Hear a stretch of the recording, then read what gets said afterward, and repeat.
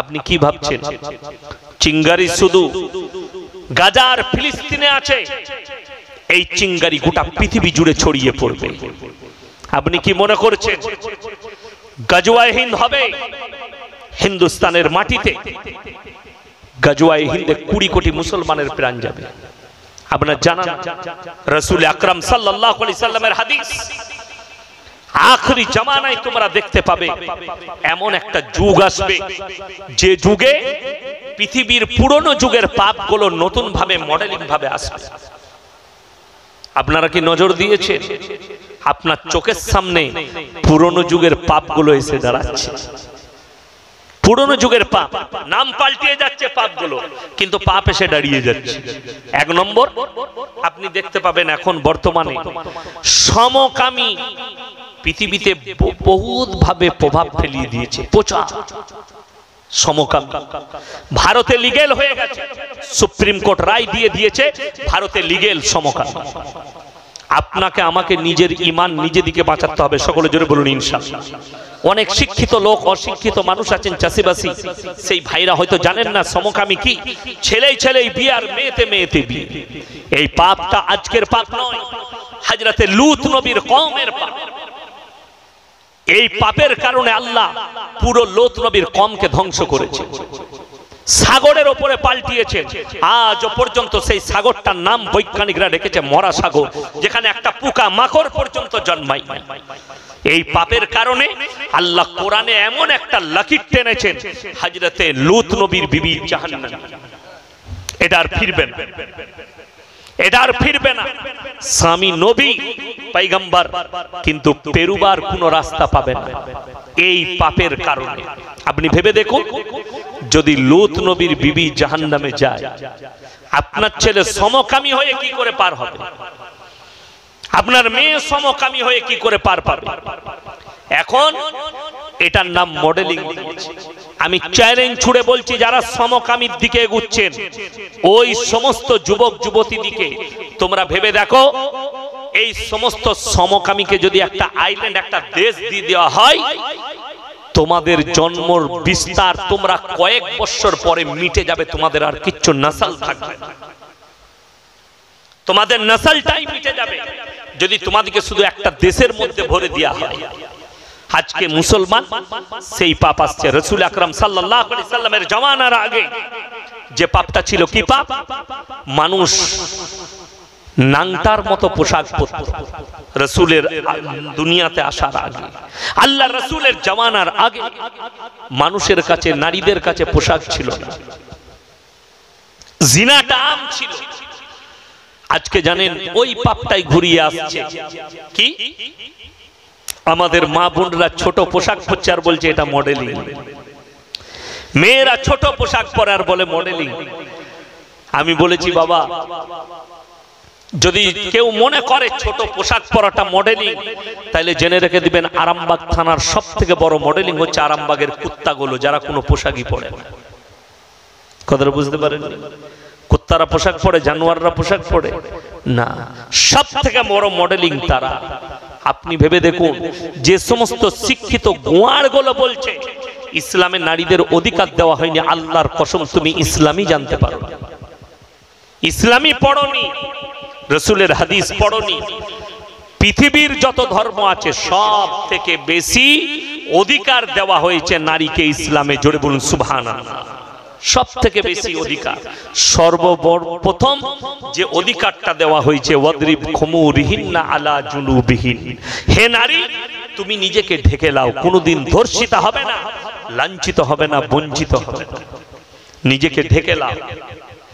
বড় কষ্ট লাগে। কয়েক সপ্তাহ আগে দেখলাম আমাদের কলকাতার টালিগঞ্জের ল কলেজে একজন প্রফেসর মুসলিমদের মেয়ে হিজাব পরে গিয়েছিল স্কুলে, তাকে বহিষ্কার করা হয়েছিল, চাপে পড়ে তাকে আবার ফেরত নিয়েছে। এটাই তো দুঃখের। আমরা এমন এক দেশে বাস করছি, আল্লাহ জানে ভবিষ্যৎ দেশের কি, এটা আল্লাহ বেহতার জানে। যে দেশে হিজাব পরে আর বোরকা পরে স্কুলে গেলে কোর্টেতে কেস লড়তে হয়, অথচ এই দেশের এয়ারপোর্টে, রেল স্টেশনে নারীরা ন্যাংটো ঘুরে বেড়ালে কোনো অপরাধ নয়। কেউ যদি মাথা ঢাকে অপরাধ, কেউ যদি নিচেটা খুলে দেয় কোনো অপরাধ নাই। আমরা এমন এক দেশে বাস করছি, আশ্চর্য লাগে। তারা বলে আমরা নারীকে ইজ্জত করি, তারা বলে আমরা নারী মর্যাদা দিই। শুনে রেখে দেন, তারা মুখেতে বলে নারী মর্যাদা, দিলেতে বলে নারীকে জিনা করি। তারা জিনাখোর।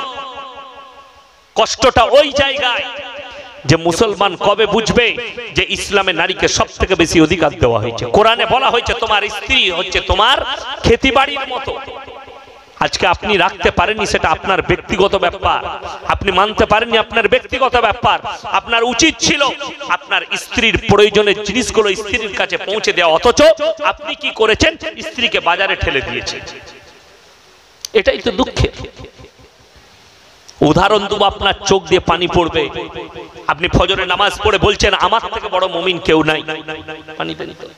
আপনি ফজরের নামাজ পড়ে বলছেন আমি একজন ইমানদার ব্যক্তি, আমি মেনে নিলাম আলহামদুলিল্লাহ আপনি একজন ইমানদার। এক মিনিটের জন্য মেনে নিলাম আপনি ইমানদার মুমিন। ফজরের নামাজ পড়ে আপনি আরামবাগে যাবেন নিজের বউকে নিয়ে, বর্তমান যাবেন বউকে নিয়ে, আপনি বাইকে যাবেন, আপনার ফুল হাত শার্ট ফুল প্যান্ট, অথচ পেছনে বউ বসে আছে, বইয়ের পেটু বেরিয়ে আছে, পিটু বেরিয়ে আছে। আপনি নিজেকে মুমিন বলে দাবি করছেন, মুসলিম বলে দাবি করছেন। বিসমিল্লাহ। এটাই হচ্ছে দুঃখের, যে আপনি নিজেই জানেন না যে আপনি কি পাপে লিপ্ত আছেন, অথচ আপনি মুমিন বলছেন। নারীদের জন্য পর্দা কি? কথা বলে না, ফরজ। পর্দা মানে কি? বোরকা। ভুল। যারা মনে করছেন বোরকাটা পর্দা, ভুল। ওটা ইসলামী শরীয়তের একটা শালীন পোশাক। কখন ওইটা ফরজ হবে? ওই পর্দাটা কখন ফরজ? বাধ্যতামূলক, যখন হাদিস মোতাবিক যে শর্তগুলো আছে সেই বিপদগুলো এলে যখন তাকে বাইরে বেরোবে তখন ওই বোরকার দ্বারা ঢেকে যাবে। এবং এমন বোরকা পরিধান করতে হবে বাইরে থেকে যেন বোঝা না যায় এই বোরকার ভেতরে যে নারী আছে তার শরীরের অঙ্গ প্রত্যঙ্গর চেহারাটা কেমন, গঠনটা কেমন, ওই রকম বোরকা হতে হবে। এখন তো স্কিন টাচ বোরকা বেরিয়েছে, ডিজাইন वाला বোরকা বেরিয়েছে, যাতে দেখে আমার বউকে সুন্দর লাগে, বিয়ে ঘরে নিয়ে যাব, শরীর যেন স্কিন টাচ বোরকা হয়। এই ফ্যাশন বেরিয়েছে, আল্লাহ রাসূলের হাদিস। তিনটে কারণ ছাড়া মেয়েরা বাড়ির বাইরে যেতে পাবে না। কটা বললাম?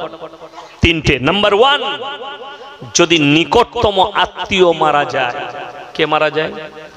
একদম নিকটতম আত্মীয় যদি কেউ মারা যায় যেতে পাবে পর্দার সহিত।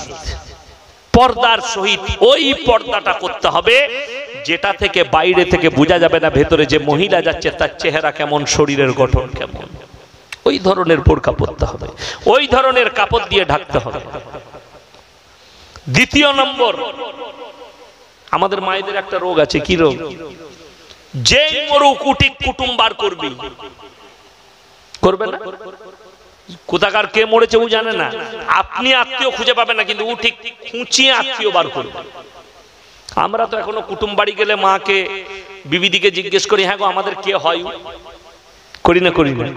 কিন্তু মেয়েদিকে জিজ্ঞেস করতে হবে না, তোর বুবুর ফুপুর অমুকে তমুক করে ঠিক কুটুম বার করবে, দিয়ে চলে যাবে। তোমার জানাই নাই। আমি হাদিস শোনাবো, শুনেলেন। তিনটে হাদিসে নিষেধ করা হয়েছে। 2 নম্বর, যদি নিজের শরীর গুরুতর অসুস্থ হয় তখন পর্দার সহিত ডাক্তারখানায় যেতে পারে। নাম্বার 3, যদি হজ ফরজ হয় হজ করতে যেতে পাবে, যার সঙ্গে যদি স্বামী না থাকে, যদি স্বামী মারা যায় তাহলে যার সঙ্গে বিবাহ হারাম তার সঙ্গে যেতে পাবে। হলো 3টে। এরপর চলুন, যদি বলেন পর্দা কি, যে মহিলারা মারা শুনছেন, এখন তো আমাদের মায়েরা এত পাওয়ারফুল, ও স্বামীকে মানিয়ে না, ভেড়া মনে করে। ঠিক বললাম? যদি বলে মায়ের ঘর যাব, স্বামী কোথায়? বলে স্বামী দিল্লিতে আছে। তাকে জিজ্ঞেস করার কোনো প্রয়োজন নেই, প্রয়োজনই মনে করে না। স্বামীর হুকুম ছাড়া পায়ের নখটা বের করা নারীদের জন্য হারাম, এবং যদি বার করে বিনা অনুমতিতে তো সে জাহান্নামের গাড্ডায় পাটা রাখছে। হাদিস শুনে দেন, আল্লাহর হাবিব সাল্লাল্লাহু আলাইহি সাল্লামের কাছে একজন সাহাবীর বিবি লোক পাঠালেন, গেল, কি ব্যাপার? অমুক সাহাবীর বিবি ইয়া রাসূলুল্লাহ পাঠিয়েছে, আমার স্বামী ইসলামের প্রচারে গেছে, সফরে আছে, আমার মা খুব অসুস্থ, আমি কি দেখতে যেতে পারি? রাসূল আকরাম সাল্লাল্লাহু আলাইহি সাল্লাম বললেন, সেই সাহাবীর বিবিকে বলে দাও স্বামীর অনুমতি ছাড়া পায়ের নখটাও বের করা শরীয়তে হারাম। সেই সাহাবীর বিবি গেলেন না। এরপরে দ্বিতীয় নম্বর, কিছুদিন পরে স্বামী আবার অসুস্থ হয়ে গেলেন, এই স্ত্রীর তিনার মা আরো বেশি অসুস্থ, মন্নপন্ন। এরপরে আবার খবর পাঠালেন, ইয়া রাসূলুল্লাহ, আমি কি মায়ের শেষবারের মতো একবার মুখটা দেখতে পারি না? আমার মা মন্নপন্ন। রাসূল আকরাম সাল্লাল্লাহু আলাইহি সাল্লাম আবার বলে পাঠালেন, তাকে বলে দাও সেই সাহাবীর বিবিকে, তোমার স্বামী সফরে আছে, তোমার জন্য পায়ের নখটা বের করা হারাম।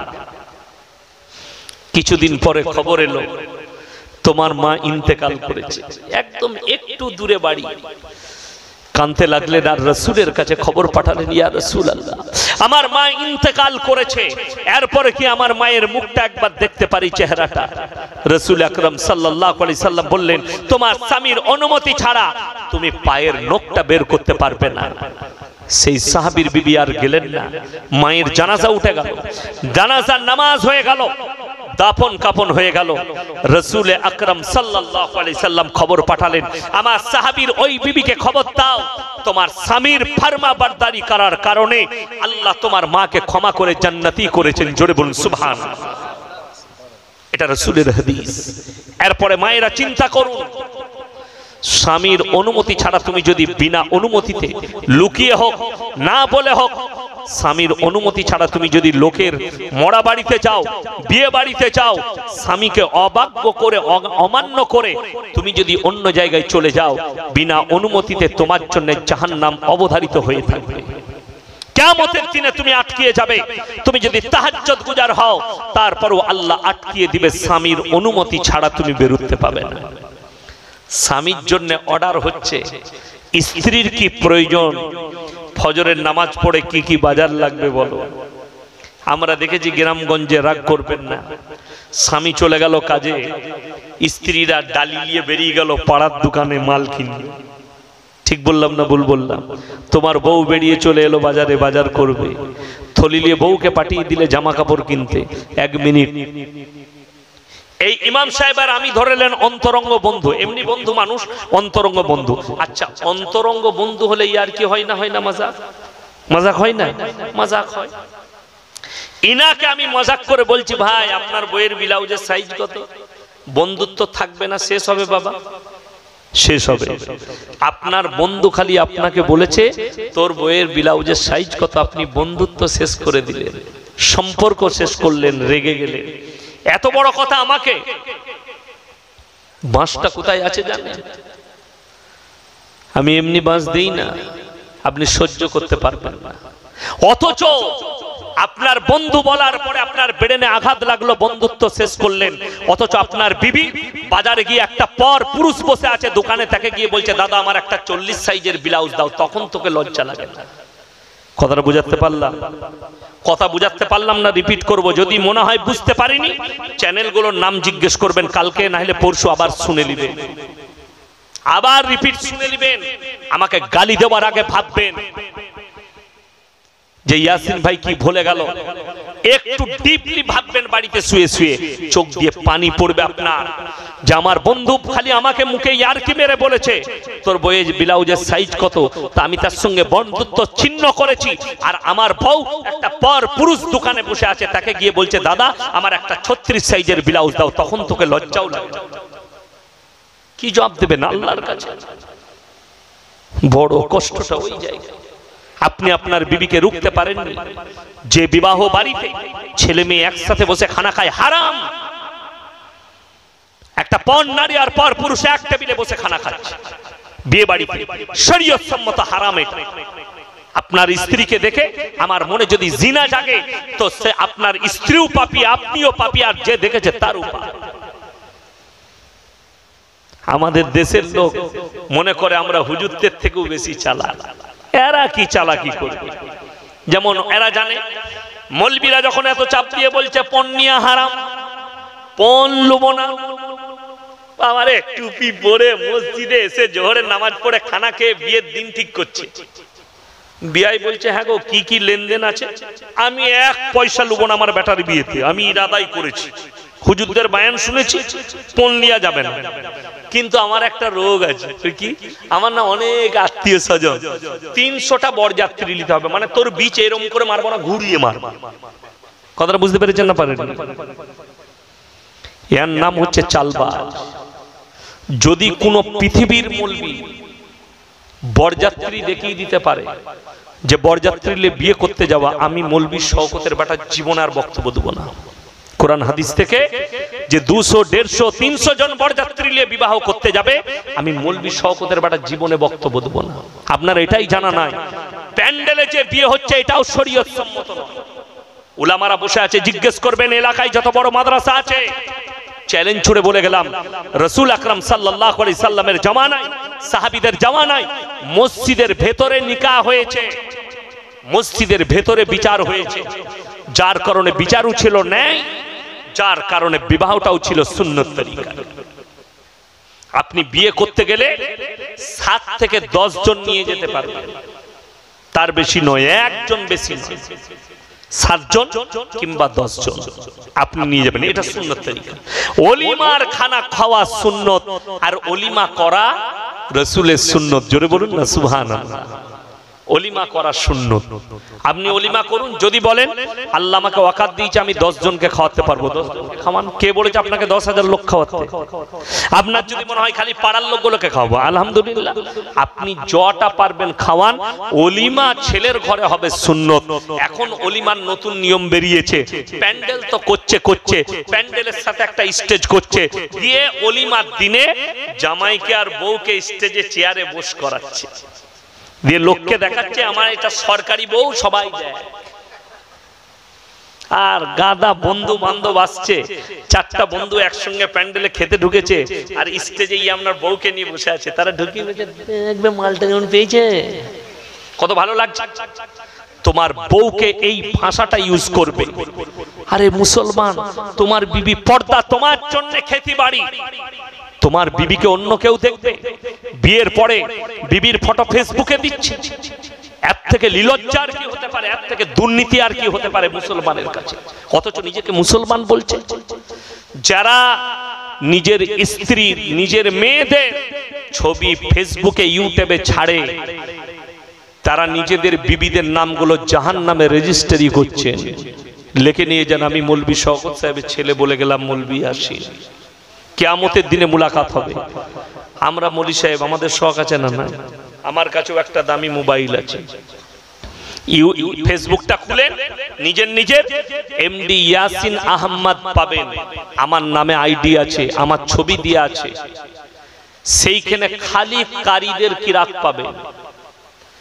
যদি একটা ছবি, আমার 7 বছরের মেয়ে আছে, 13 বড় মেয়ের বয়স 13 বছর, যদি একটা ছবি বার করতে পারেন আমার মেয়েদের, আল্লাহর কসম আমি জীবনে আর বক্তব্য দেবো না, কসম খেয়ে বলে যাচ্ছি, জীবনে বক্তব্য দেবো না। একটা যদি বার করতে পারে, আমার হোয়াটসঅ্যাপ আছে, আমার মোবাইল খুলে দিচ্ছি, কে ঘাঁটবেন ঘেটে যান, আমার একটা ছবি বার করে দেন আমার মেয়েদের। ছবি তুলি না কেন? এখন আমার দায়িত্বে আমার মেয়েরা, বিবাহের আগে পর্যন্ত আমার দায়িত্বে আছে, তাদেরকে পর্দায় রাখার দায়িত্ব আমার ইয়াসিনের। যখন বিবাহ হয়ে স্বামীর ঘরে চলে যাবে, তখন স্বামীর হাতে দায়িত্ব চলে গেল। তারপরে সে যদি পর্দাই না রাখতে পারে, আমি ইয়াসিন আর দায়ী লয়, এটা লিখে নিয়ে যান। আপনার ঘরে আপনার মেয়ে আছে, বিবাহের আগে পর্যন্ত আপনার দায়িত্ব। আজকে কতগুলো দুর্নীতি ঢুকেছে জানেন?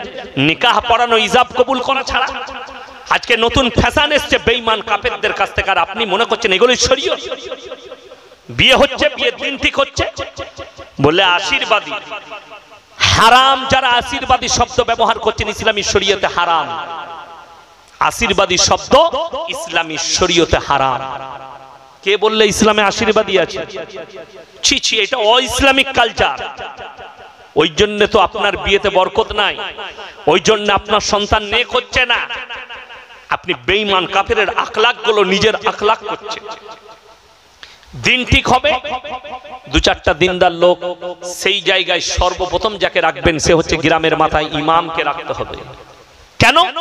ইমাম এই জন্য থাকবে সেখানে যেন কোনো শিরক বিদআত মূলক এবং অইসলামিক কালচার সেখানে না উঠে। ওই জন্য ইমামকে রাখতে হবে। যদি ইমামকে না রাখতে পারেন, গ্রামের যদি কেউ মুবাল্লিগ থাকে তাকে রাখুন, গ্রামের যদি কেউ আল্লাহওয়ালা লোক থাকে তাকে রাখুন, গ্রামে আপনার পছন্দ মতো আলেমকে আপনি বস করিয়ে রাখুন।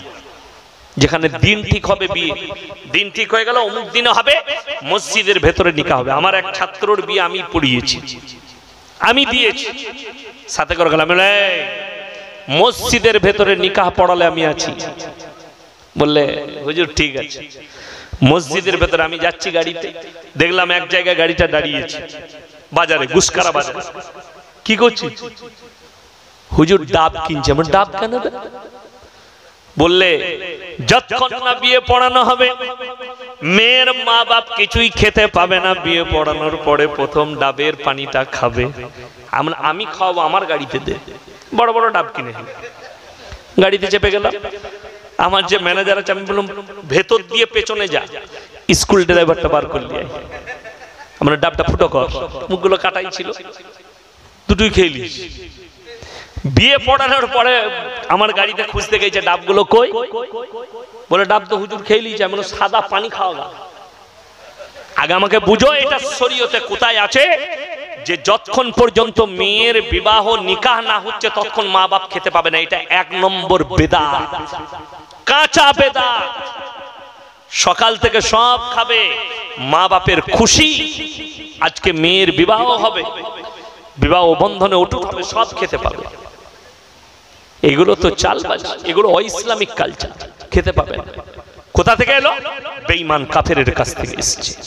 তা না হলে যদি বলো আল্লাহকে বিশ্বাস করি, তাহলে হাজতের রোজা রাখো। আজকে আমার মেয়ের বিয়ে, আজকে আমি রোজা রাখবো, খুশিতে জায়েজ আছে। কিন্তু তুমি উপোস থাকবে, দিয়ে বিয়ে পড়ানো হলে তবে পানিটা খাবি, তোর পেটে গুড়ালতে হবে। হারামখোর, শরীয়ত তোমার বাপের, তুমি নিজের মতো করে চালাবে, এটা অইসলামিক কালচার। কোথায় পেলে? আজকে ভেবে দেখুন, নিকাহ মসজিদের ভেতরে হলে কোন হারামখোর ক্যামেরাওয়ালা আসতে পারবে না। পারবে? পারবে? কেউ পারবে না। শুনেলেন অনেকজন প্রশ্ন করে, হুজুর আপনাদের জলসা রেকর্ডিং হচ্ছে, আপনাদের জানা আছে? আমাদের উলামারা পেঁচিয়েছে, মুসলমানরা পেছনের মূল কারণ হচ্ছে সোশ্যাল মিডিয়া ইউজ না করা।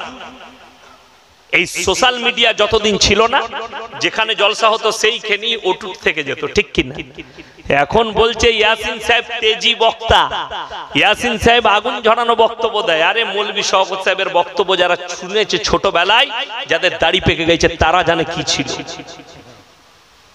যদি সেই জামানায় এই ইউটিউব আর ফেসবুক থাকতো, ইয়াসিন সাহেব বাচ্চা ছিল শওকত সাহেবের কাছে।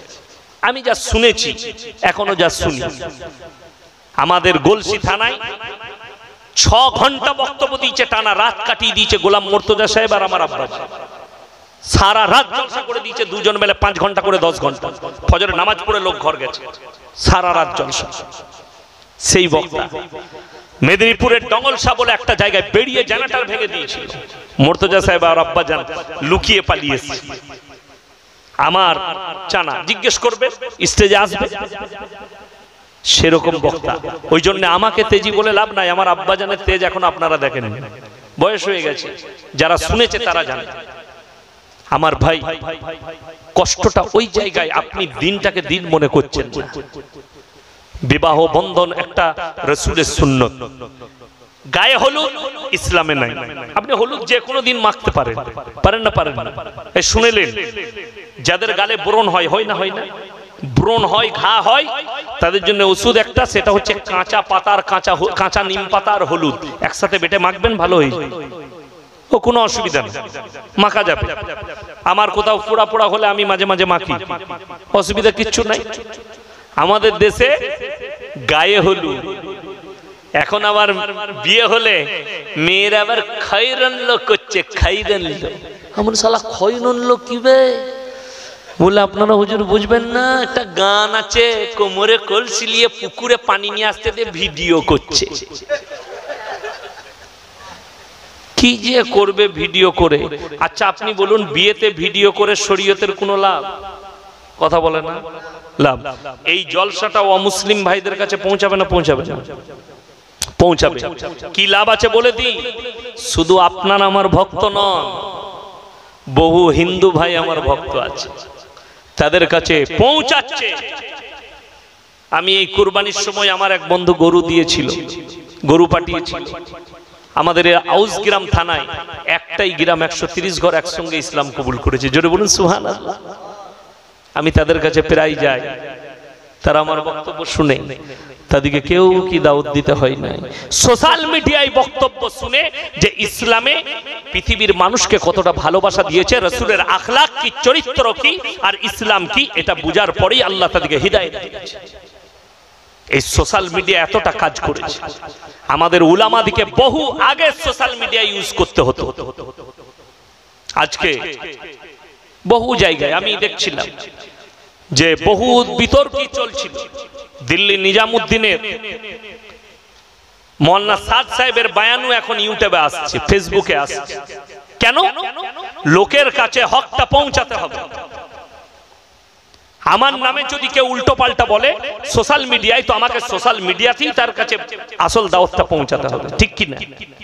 তা না হলে হবে না। ওই জন্য যদি ইসলাম প্রচারের জন্য, ইসলামের লাভের জন্য যদি কেউ মোবাইল ইউজ করে, ফেসবুক ইউটিউব জায়েজ আছে।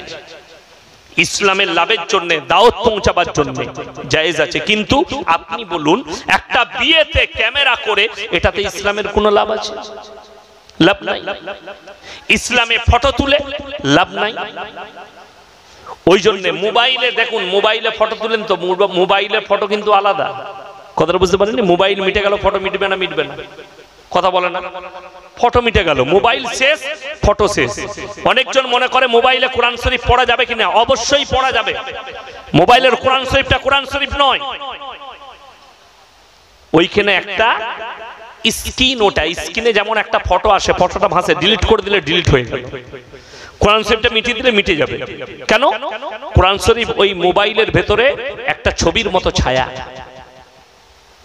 আচ্ছা আপনি যদি মনে করেন হাতে করে ডিলিট করে মুছে দেবো কোরআন শরীফটা, কাগজের কোরআন শরীফটা মুছবে, কিন্তু মোবাইলেরটা মুছে যাবে।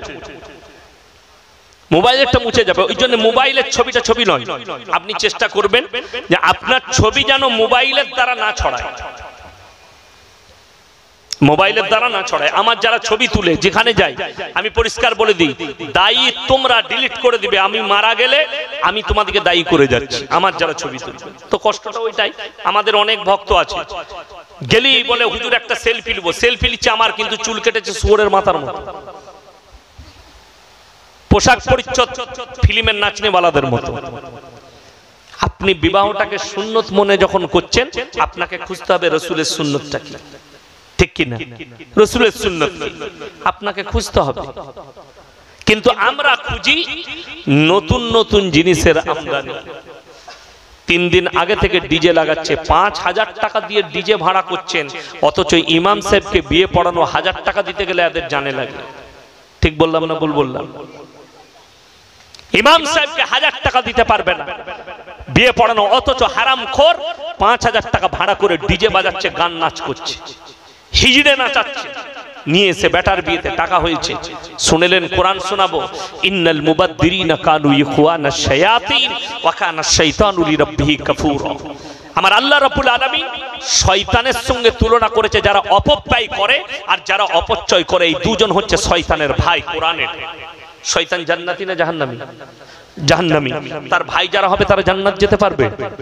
যদি বলেন অপব্যয় কি, অপব্যয় হচ্ছে আল্লাহ বিরোধী কাজে, ইসলাম বিরোধী কাজে টাকা খরচ করা।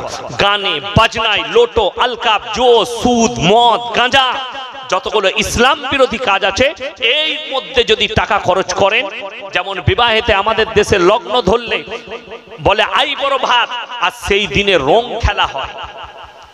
রং খেলে না খেলে না মুসলমান? রং খেলে। শরীয়তে হারাম।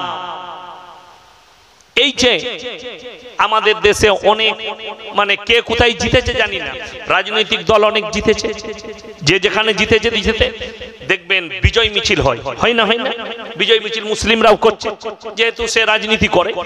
বিজয় মিছিল যদি গান বাজনা রং খেলে করে মুসলিমের জন্য হারাম।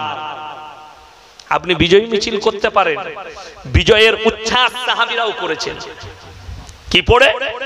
নামাজ পড়েছে, খুশি হয়েছে, নামাজ পড়েছে, খুশি হয়েছে, তারা খুশি পালন করেছে। কিন্তু আপনার আমার মতো নোংরামি নাচ গান, আপনার আমার মতো বেল্লালাপনা করে নয়, তারা যেটা করেছে শরীয়ত সম্মত করেছে। জোরে বলুন সুবহানাল্লাহ।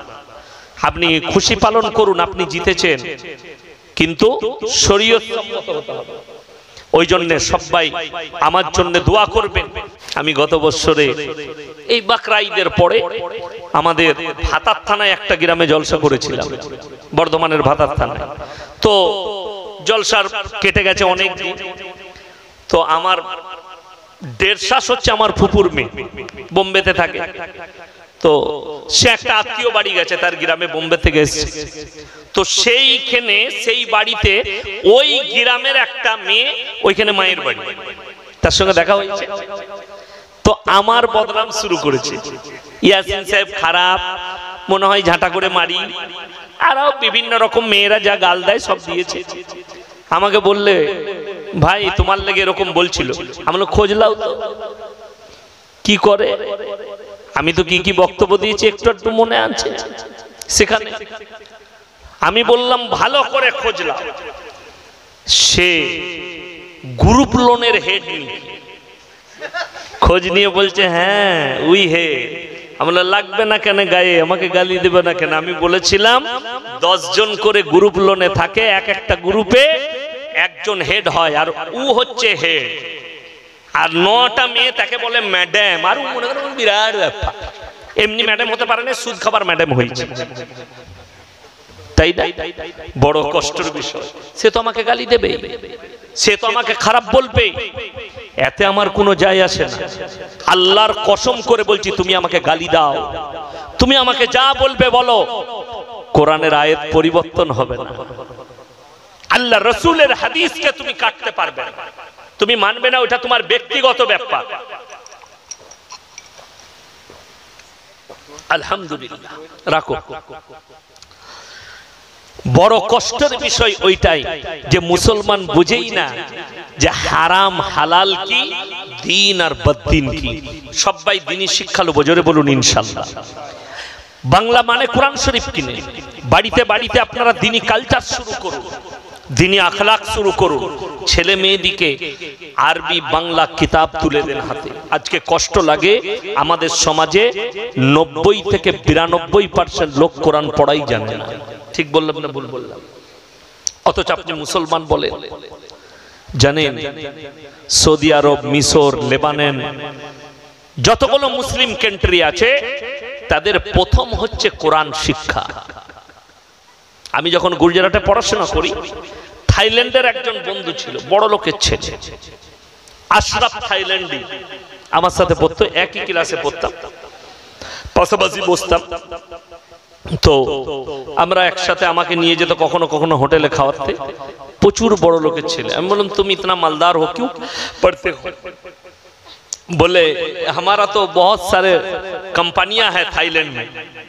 প্রচুর মালদারের ছেলে, নিজস্ব ফারারি কোম্পানির গাড়ি কিনে বাপ দিয়ে গেছে, ফ্ল্যাট কিনে দিয়ে গেছে মাদ্রাসায়, কিন্তু বলছে প্রথমে হাফেজ হতে হবে, তারপরে তুমি ডাক্তার হবে, ইঞ্জিনিয়ার হবে, যা হবে হবে।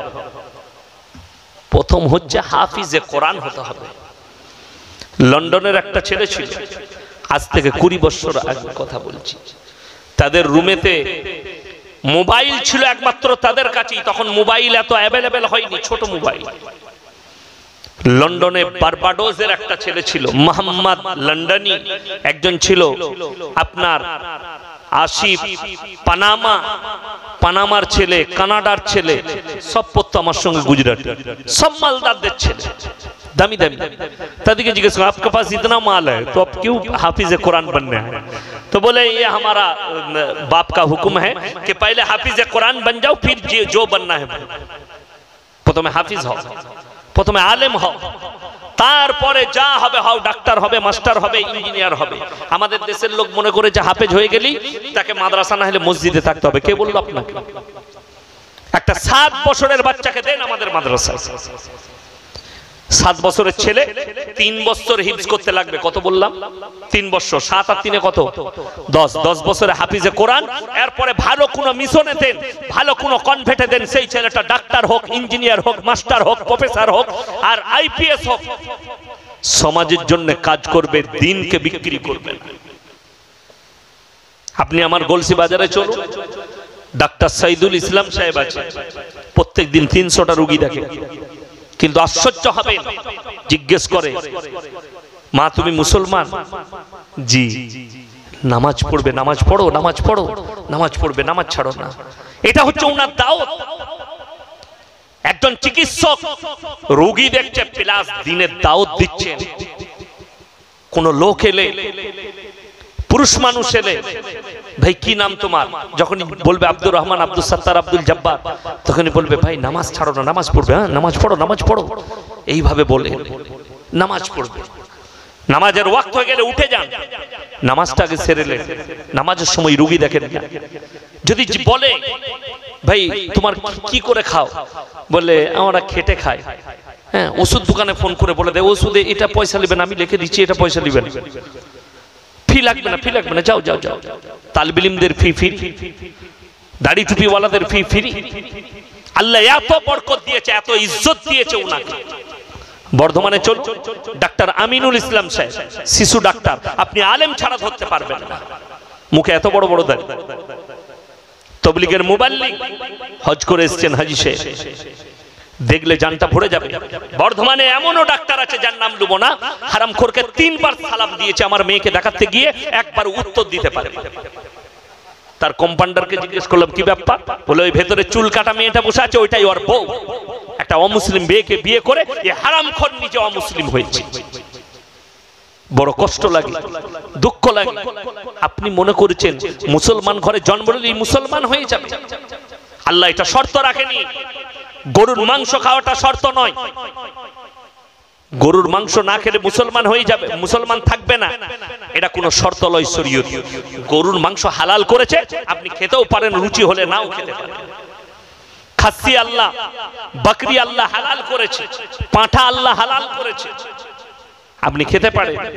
আপনি এড়ে গরু জবাই করে খান, বাংলাদেশে বেশিরভাগ সব এড়ে গরু জবাই হয়, আপনি খেতে পারেন, কোনো অসুবিধা নেই, আপনার রুচির উপরে নির্ভর করছে।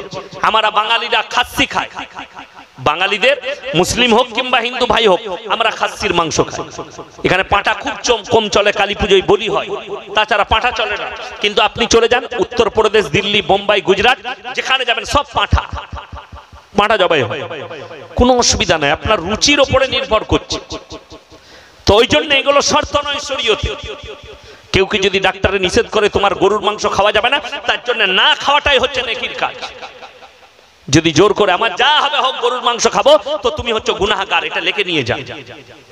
জীবনের ক্ষতি থাকলে সেই জিনিসটা তোমরা ভক্ষণ করো না, এটা রাসূলের হাদিস, কোরআনে আছে।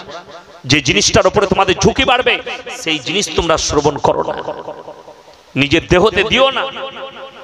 ওই জন্যই তো মদ হারাম, ওই জন্যই তো গাঁজা হারাম, ওই জন্যই তো আপনার জন্য তাড়ি হারাম, যেগুলো আপনার জীবনে ঝুঁকি বাড়িয়ে দেবে, যেটার দ্বারা আপনি ভুল বকবেন, যেটার দ্বারা আপনার শরীরের লাংসের ক্ষতি হবে, শরীরের ঢাঁচের ক্ষতি হবে। ওই জন্য আপনি দেখুন, আমরা জলসায় গেলে তারপরে ইমাম সাহেবকে জুম্মার দিনে বয়ান করতে বলে, হুজুর একটু বলবেন তো বিড়ি সিগারেট গুটখা খাওয়াটা কি? আমাদেরকে বলেন, হুজুর বললে মাকরু, এই শুনে নিলে মাকরু, তার মানে মালটা চলবে। ওই জন্য তো আমাদের অনেক মুসল্লি সকালবেলায় 5 ওয়াক্ত নামাজ পড়ে, ফজরের নামাজ পড়ে, বিড়ি না খেলে হাগাই হবে না। ঠিক বললাম না ভুল বললাম? আপনি কি করে নিজেকে দিনদার বলছেন? অথচ রাসূলের হাদিস আছে কাঁচা পেঁয়াজ খেয়ে মসজিদে যেতে পাবে না। ঠিক কিনা কথা বলে? কিসের জন্য? মুখের দুর্গন্ধে যেন কষ্ট না পায়। আল্লাহ রাসূলের হাদিস, তুমি ততক্ষণ পর্যন্ত মুমিনই হতে পারবে না যতক্ষণ পর্যন্ত তোমার কাছ থেকে তোমার প্রতিবেশী পাশের লোক সেফটি নয়, সুরক্ষিত নয়। ইনি আমার পাশে বসেছেন, ইনাদেরকে সুরক্ষা দিতে হবে। ইনি আমার পাশে বসবাস করেন, সুরক্ষা দিতে হবে। আখলাকে, ব্যবহারে, চরিত্রে সব দিক দিয়ে সুরক্ষা দেওয়া, তারপর আপনি মুমিন হবেন। বড় কষ্ট লাগে। আপনি বলছেন পেঁয়াজ খেয়ে মসজিদে যাওয়া যাবে না, এই হাদিসটা বুঝে গেলেন। তাইলে জিজ্ঞেস করছি, বিড়ি সিগারেট গুটখা খেলে আতরের মতো সেন করে?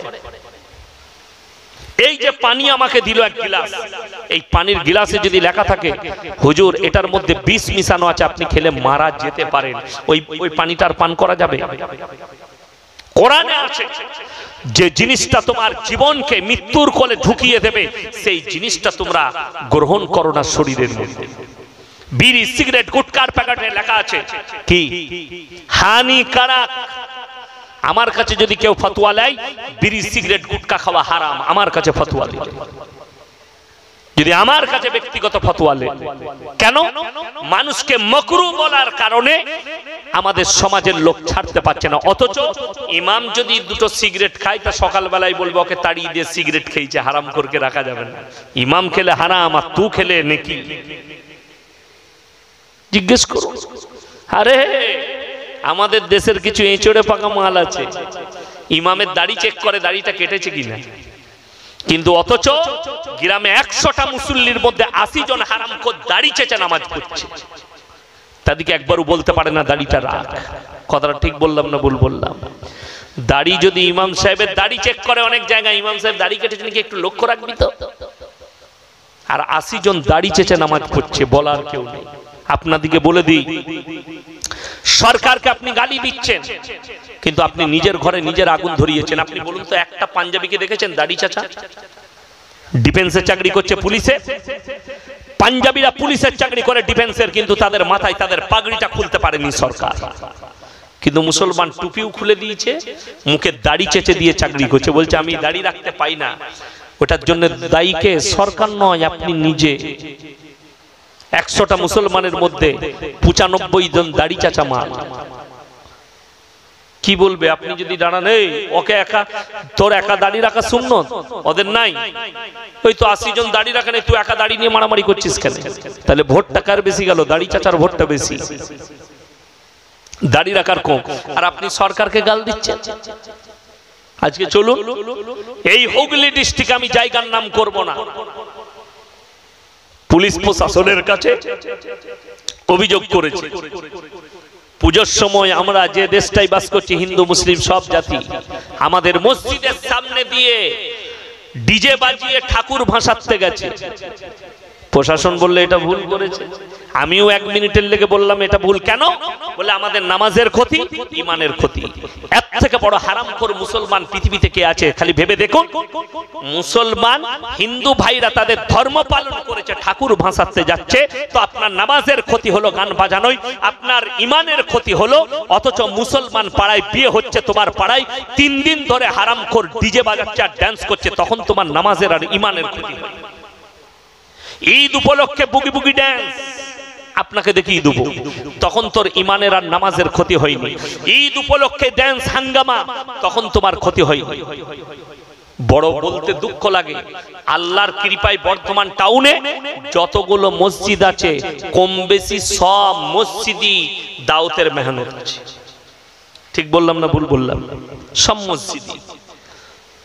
এরপর আমি প্রশ্ন করি, তাহলে ওই পাড়াগুলোয় যে যুবকরা ঈদের দিনে চাঁদ ওঠার পরে ডিজে বাজাচ্ছে বর্ধমান টাউনে, এই হারামখোরগুলো কোথা থেকে জন্ম নিল?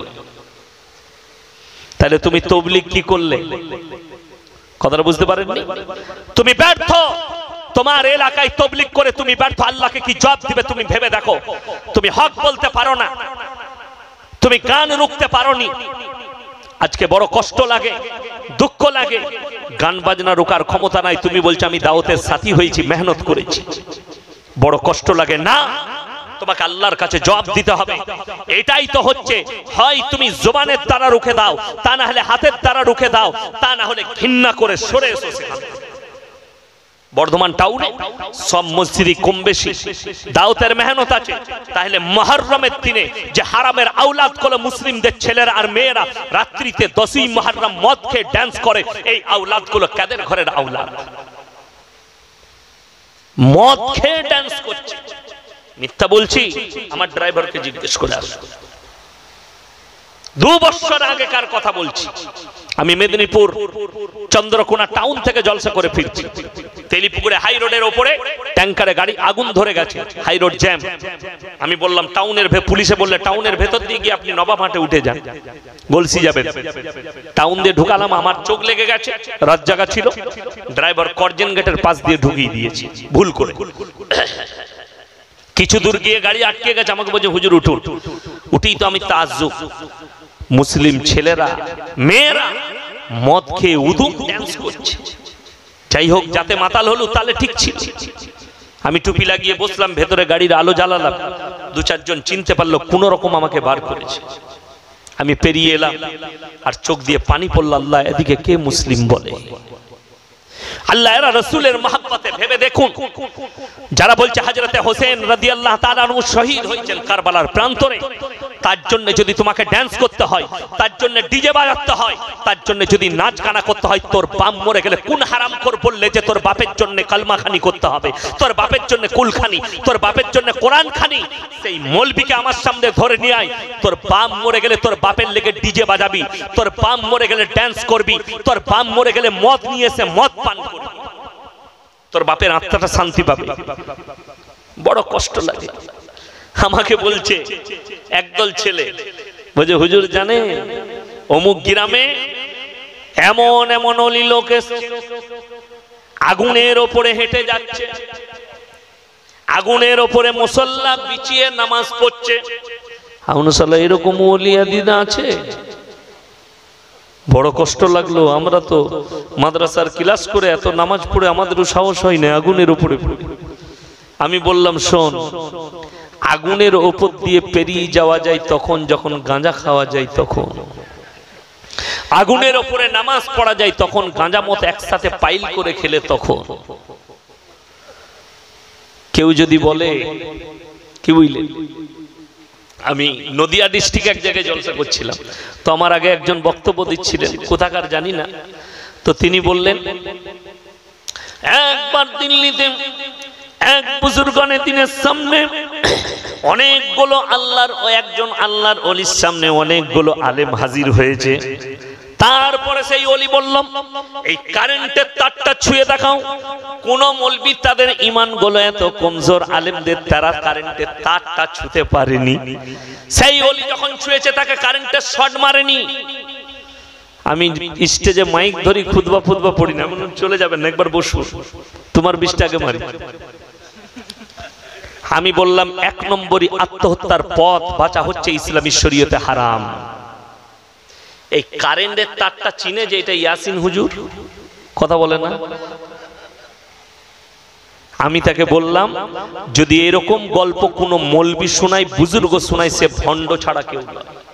যদি বলেন কেন, আমি বললাম হযরতে আবু বকর সিদ্দিক রাদিয়াল্লাহু তাআলা আনহু থেকে বড় ওলি পৃথিবীতে আর কেউ হতে পারে না। ঠিক কিনা কথা বলেন? হযরতে আবু বকর সিদ্দিক রাদিয়াল্লাহু তাআলা আনহু নবীজি কোলে মাথা দিয়ে শুয়ে আছেন। কখন?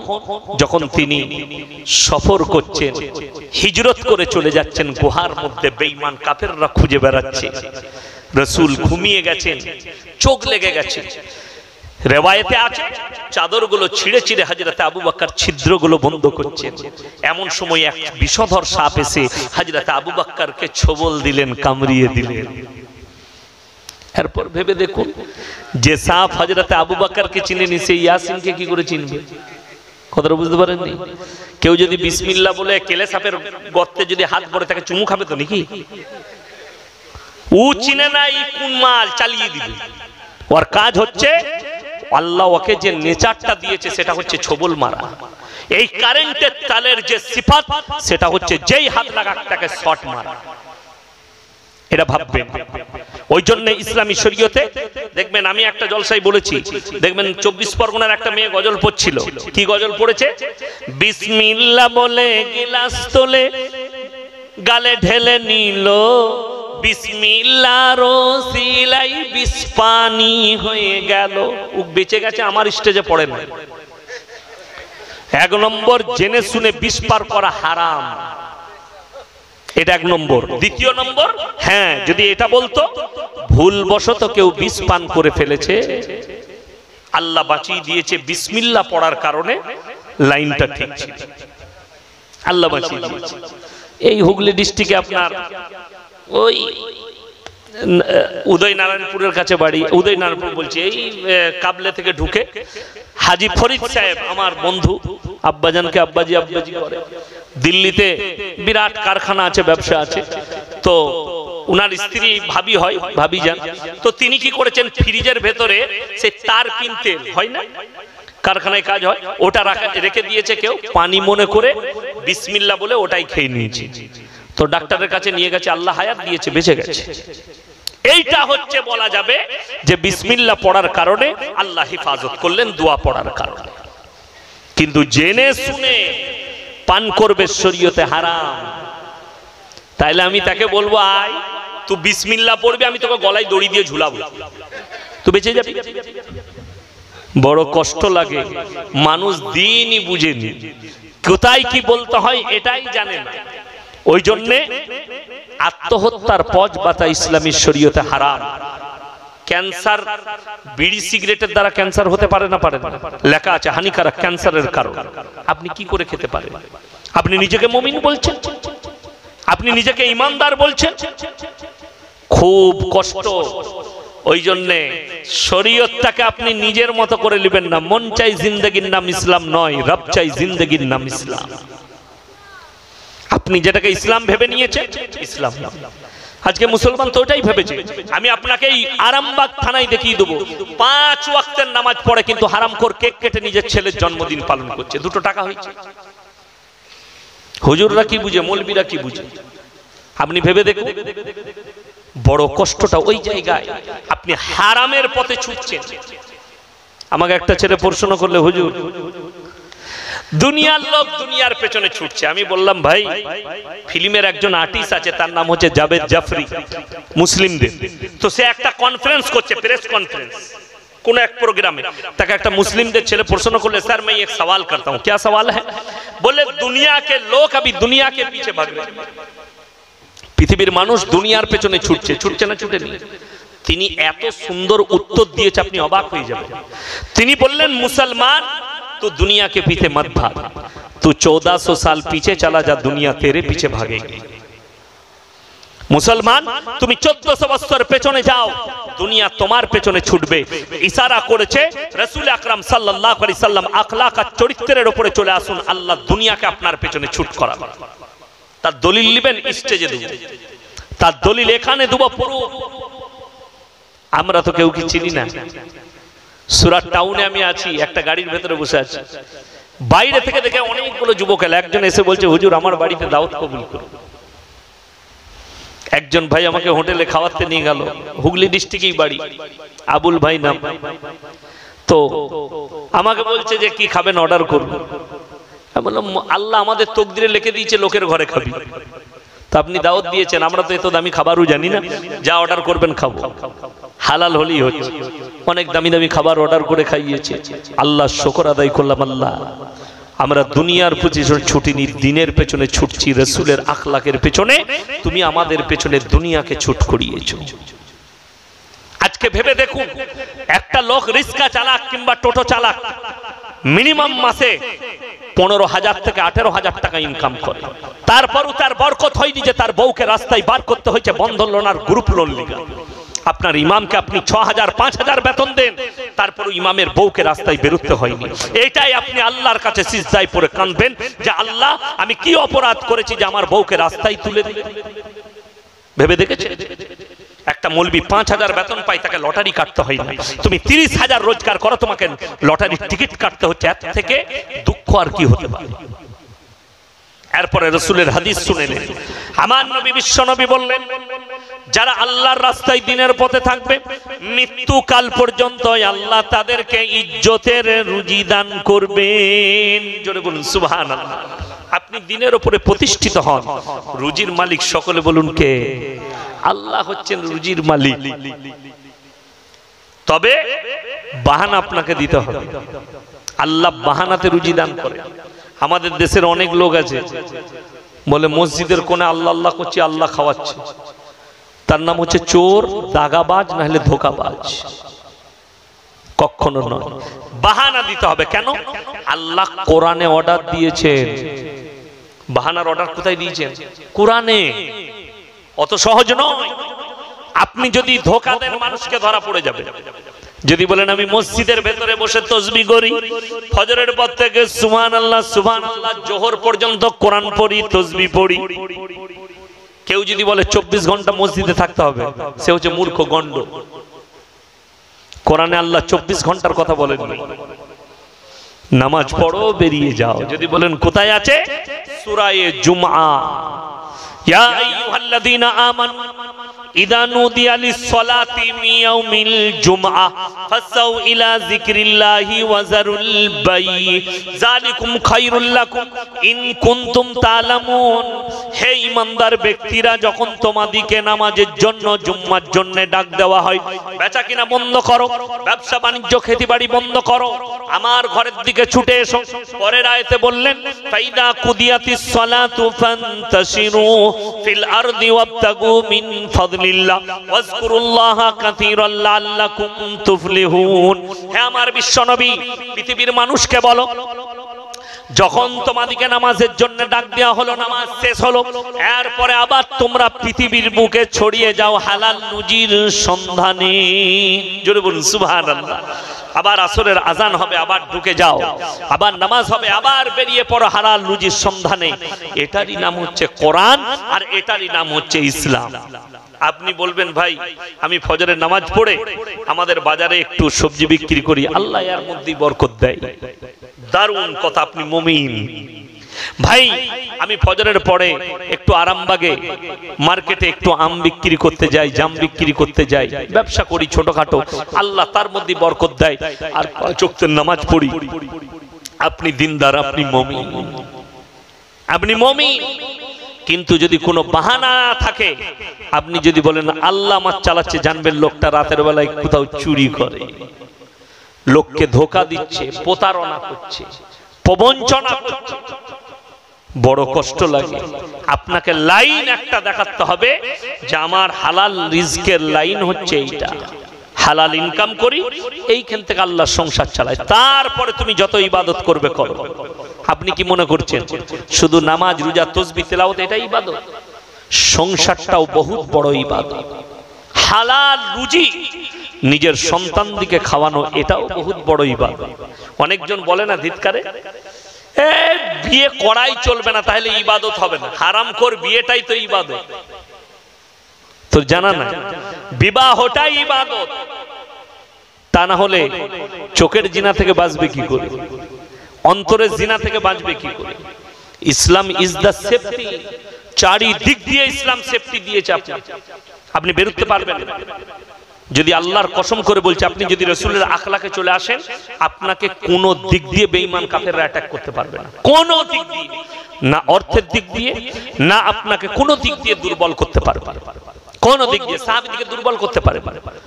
রিওয়ায়াতে আছে হযরত সাইয়্যিদানা বেলাল হাবসি রাদিয়াল্লাহু তাআলা আনহু কোমরে দড়ি বেঁধে উটের পেছনে বেঁধে দেওয়া হয়েছে, পিঠের চামড়াটা কোমরে লেগে গেছে। বেঈমান কাফেররা বলেছে হয় কলমা ছাড়ো, তা না হলে দুনিয়া ছাড়ো। হযরতে বেলাল হাবসি রাদিয়াল্লাহু তাআলা আনহু বললেন, আল্লাহর কসম আমি শাহাদাতকে পছন্দ করি, কিন্তু কলমা থেকে সরার রাস্তা আমার কাছে নাই। জোরে বলুন সুবহানাল্লাহ। আজকে মুসলমান পয়সার জন্য নিজের জমিরকে বিক্রি করে দিচ্ছে, ঈমানকে বিক্রি করে দিচ্ছে। হাজার হাজার মুসলমান আপনাকে দেখিয়ে দেব। কোথায় বাড়ি? তো হাসি কেন? তো আমার মহিলা জানি না, বিয়ে দিয়ে দেবো, কেঁদে মরে যাবি। কত জোর হাস। আলহামদুলিল্লাহি কাফা ওয়াসসালামুন আলা ইবাদিহিল্লাযীনা ইসতাফা, আম্মা বাদ।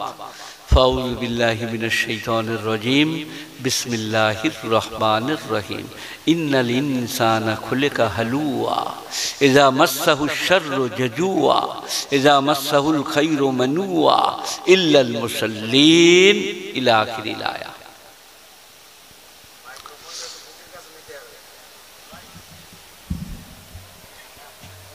3 দিন ওরা ইউটিউবই করছে, আমি 50 বছর ওয়াজ করছি। ওরা কি জানে? ওরা বলছে তুমি সরিয়ে দিচ্ছ, শুনতে পাওয়া যায় না। যত মুখের কাছে দিবে তত কথাটা লেপটিয়ে যাবে। গুণীজন দিকে জিজ্ঞেস করো যারা স্কুল গেছে 2-4 দিন, তো স্কুলও দেখে নাই চোখে আরা দিয়ে বলছেন মুখে ভরে দাও, মুখারা কোথাকার। যাই হোক, তোমরা ভালো মানুষ, তোমরা আমাদের কথা ছড়িয়ে বেড়াচ্ছ, তোমাদের কিছু বলবো না, যা পাচ্ছ করো। বসো, চুপ করে বসো। ইন্নাল ইনসানা খুলিকা হালুয়া ইযা মাসসাহুশ শাররু জাজুয়া ইযা মাসসাহুল খায়রু মানুয়া ওয়া কানাল ইনসানু খুলিকা যায়ীফা। আরেকটা আয়াত পড়ি নাকি? ওয়া ইযা মাসসাল ইনসানা দুররু দানা লিযামবিহি আও কায়িদান আও কায়িমান ফালাম্মা কাশাফনা আনহু দুররাহু মাররা কাল্লাম ইয়াদুনা ইলা দুররিম মাসসা। জানাও আজ পড়বো। তুমি ইমাম নাকি? কত বেতন দেয়? 7,000। চুপ করে বসো, আমি বললে পারা 10 হয়ে যাবে। চুপ করে বসো। গোলমাল কর না, তোমাদের বেতন কম তোমাদের কারণে। বেতন নিতে গেলে কায়দা করতে হবে, কথা বলবে না। এই দেখো, আমি কিচ্ছু জানি না, এসে বসে আছি, কায়দা করছি। এই যাওয়ার সময় বলবো যে বিরাট মাদ্রাসা, এবছর 110টা ছেলে আর আমরা 20টা, আর 4টা আপনার জেগে আদায়কারী, বাবুর্চি 2টো নিয়ে কমপক্ষে 130-35টা লোকের খানা সকাল, দুপুর, রাত্রিতে পাকে। এই কদিন ছুটি আছে, এখন খানা পাকে নাই, খুলে যাবে সামনে শুক্রবার, শনিবার থেকে আবার ক্লাস শুরু হবে। তো এই যাবার সময় আপনাদের যদি পকেটে পয়সা থাকে আমাকে 10 টাকা, 20 টাকা, 50 টাকা করে দেবেন, আপনাদের জন্য দোয়া করব, মাদ্রাসার উদ্দেশ্যে দেবেন। আমাকে দিতে হবে না, আমার চলে যাচ্ছে, আল্লাহ চালিয়ে দিচ্ছে। তুমি দিবে 10 টাকা, হেসেছ তুমি একবার।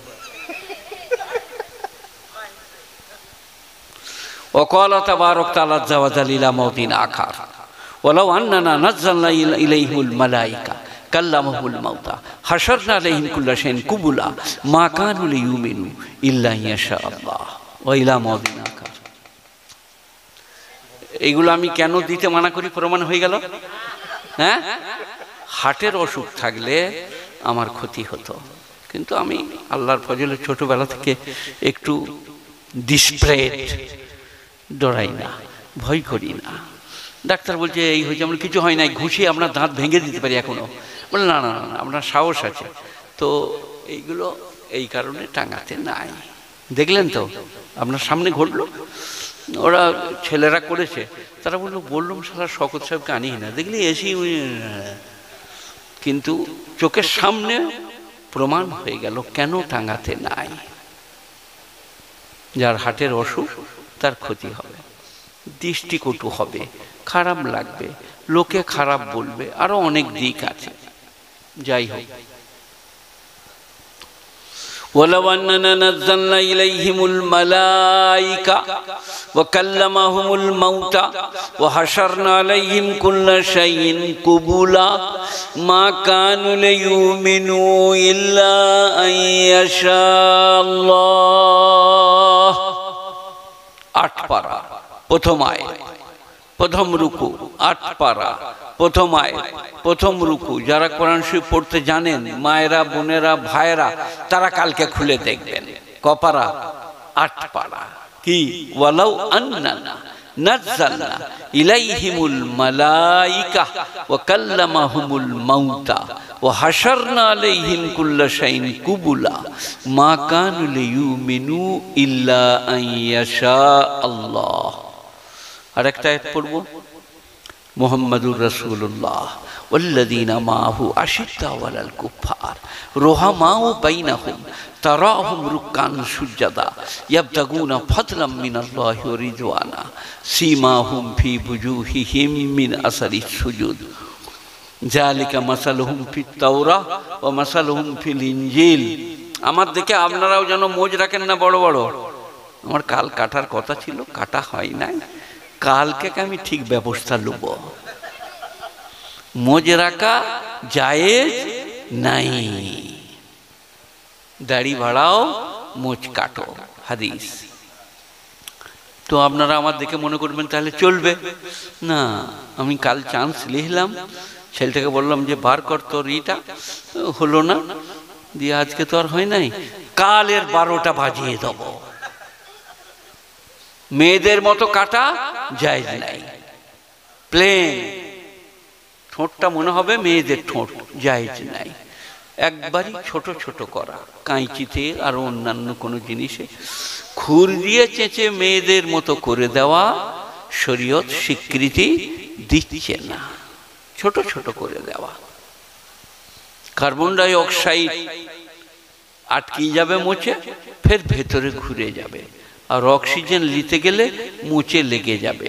কার্বন ডাই অক্সাইড লেগে আছে, সেই কারণে নবীজির আদর্শ মোচ ছোট করো, দাড়ি বড় করো। আপনার আছে খুব সুন্দর, আপনার আছে, যাদের নাই তারা দাড়ি বড় করার চেষ্টা করুন। এটা আল্লাহর নবীর আদর্শ, আল্লাহর নবীর সুন্নত। সুন্নত মানেই আদর্শ। এই একটা দাড়ির মতো দাঁড়িয়ে এসছে, বসো বসো, তুমি হলে মরদ। এই যে এতগুলো বসে আছে, এদিকে নিজে মেয়েদের কাছে ঠেলে দাও, বলে কানা দেখতে পায় নাই, কানা দেখবি দুবো। আর তোমাকে যদি নিয়ে ঠেলে দিই, মেয়েরা খালি এরকম করবে, মুর্শেবলো মুর্শেবলো, দাড়িওয়ালালো, খালুলো, চাচালো, খালি ঢাকবে। এই কঠির বরকতে যে আমার যে এই দাড়ি কটা আছে, ইয়াসিনের মায়ের কি মনে হয় না মোল সাহেব চাঁচ লেপাড়া দেখতাম কেমন লাগে?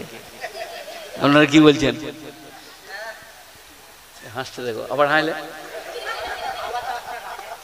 আবার টাকা বাড়লো, উঠতে পারবি না, বস চুপ করে। একবার দুরূদ শরীফ পড়ুন তো, যেটা নামাজেতে পড়ি, দাঁড়ান।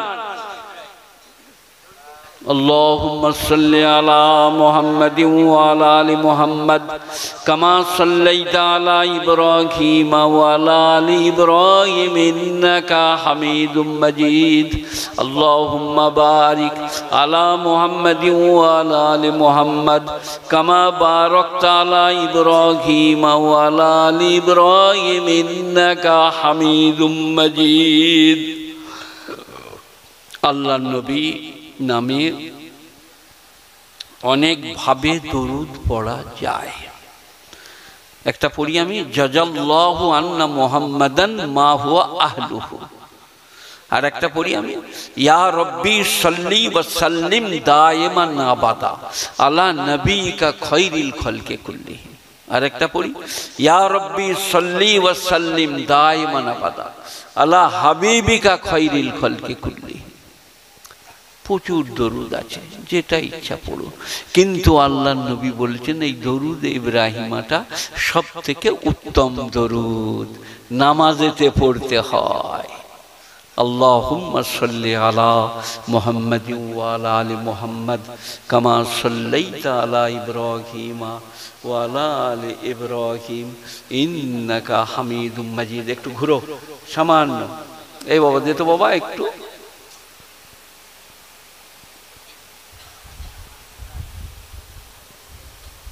ইজার পাবে না, আর একটু দাও। তুমি এমনি বলছো না, ঠিক বলছো, চলে গেলে বলবে সারা মোল সাহেব একাই বাতাসগুলো নিলে। এ বাবা দরুদ বুঝলেন? এবারে বলি হাদিস শরীফ, একবার দরুদ পড়লে 10টা নেকি লেখা হয়, 10 বার পড়লে 100টা, এবারে হাদিসটা বলি, মান সাল্লা আলাইয়া সালাতান ওয়াহিদা সাল্লাল্লাহু আলাইহি আশারা মাররা ওয়া মান সাল্লা আলাইয়া আশারা মাররা সাল্লাল্লাহু আলাইহি মিয়াতু মাররা, রাওয়াহু তিরমিজি ওয়া নিসাই ওয়া আবু দাউদ। একবার দুরূদ পড়লে 10 বার নেকি লেখা হবে, 10 বার পড়লে 100 বার নেকি লেখা হবে। আর একটা খবর শুনিয়ে দিই,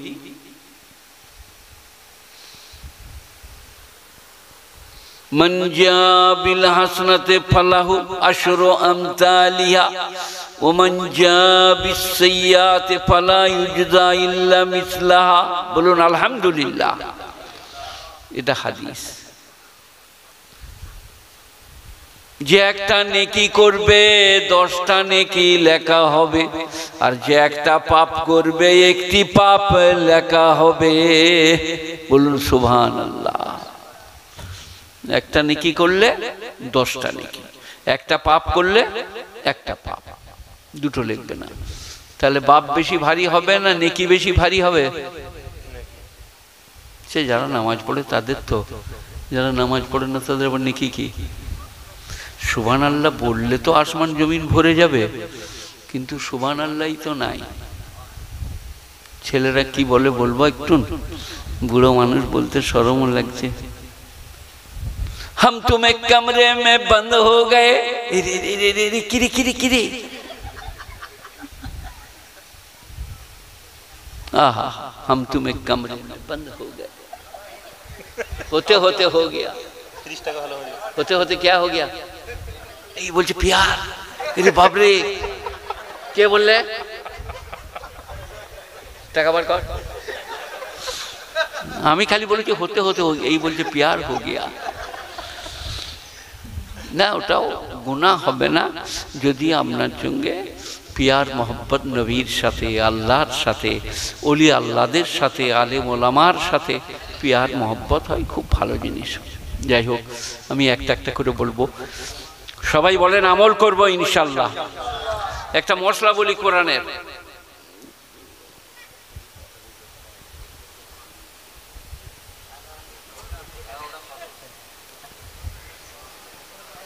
আমার ঘড়িটা 16 আছে নাকি?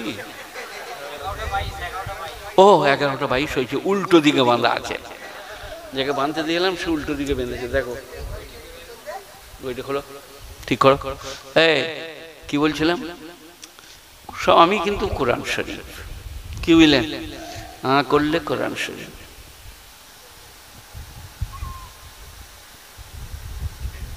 তুই যে মেয়ে মানুষের মতো খুলছি, মরদের মতো করলে।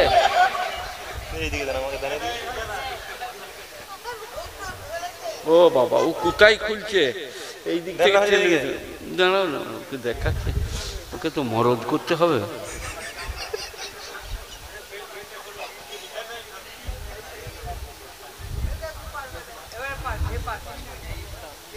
বিয়ে হলে দুজনাই শাশুড়ির মার খাবি, দেখবি।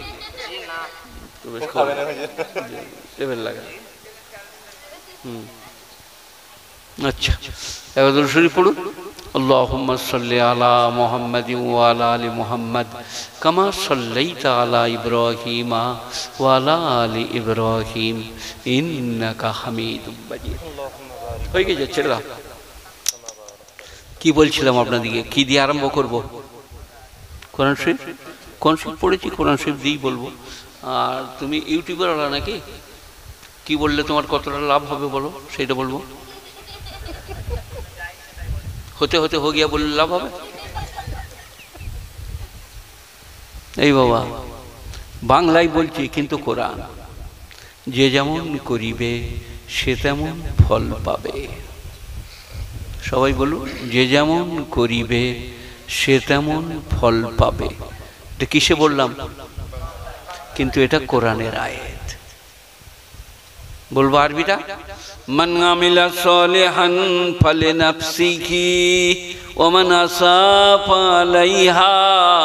যে বা যারা ভালো কাজ করবে পুরস্কৃত হবে, যে বা যারা মন্দ কাজ করবে তার পাপের বোঝা তাকে বহন করতে হবে। কি বলছেন আপনারা? এই যে ভারতে আপনাদেরকে রাজনীতির সংগঠন লোকসভা গঠন হলো গো,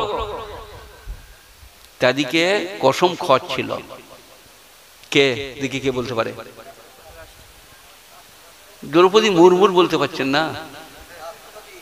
कसम खाচ্ছিলেন।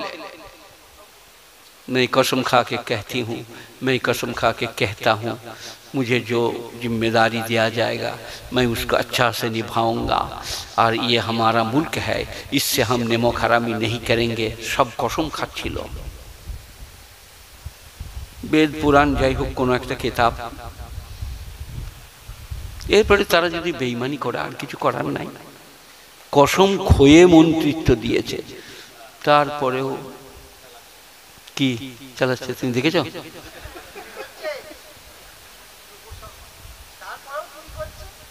এই রে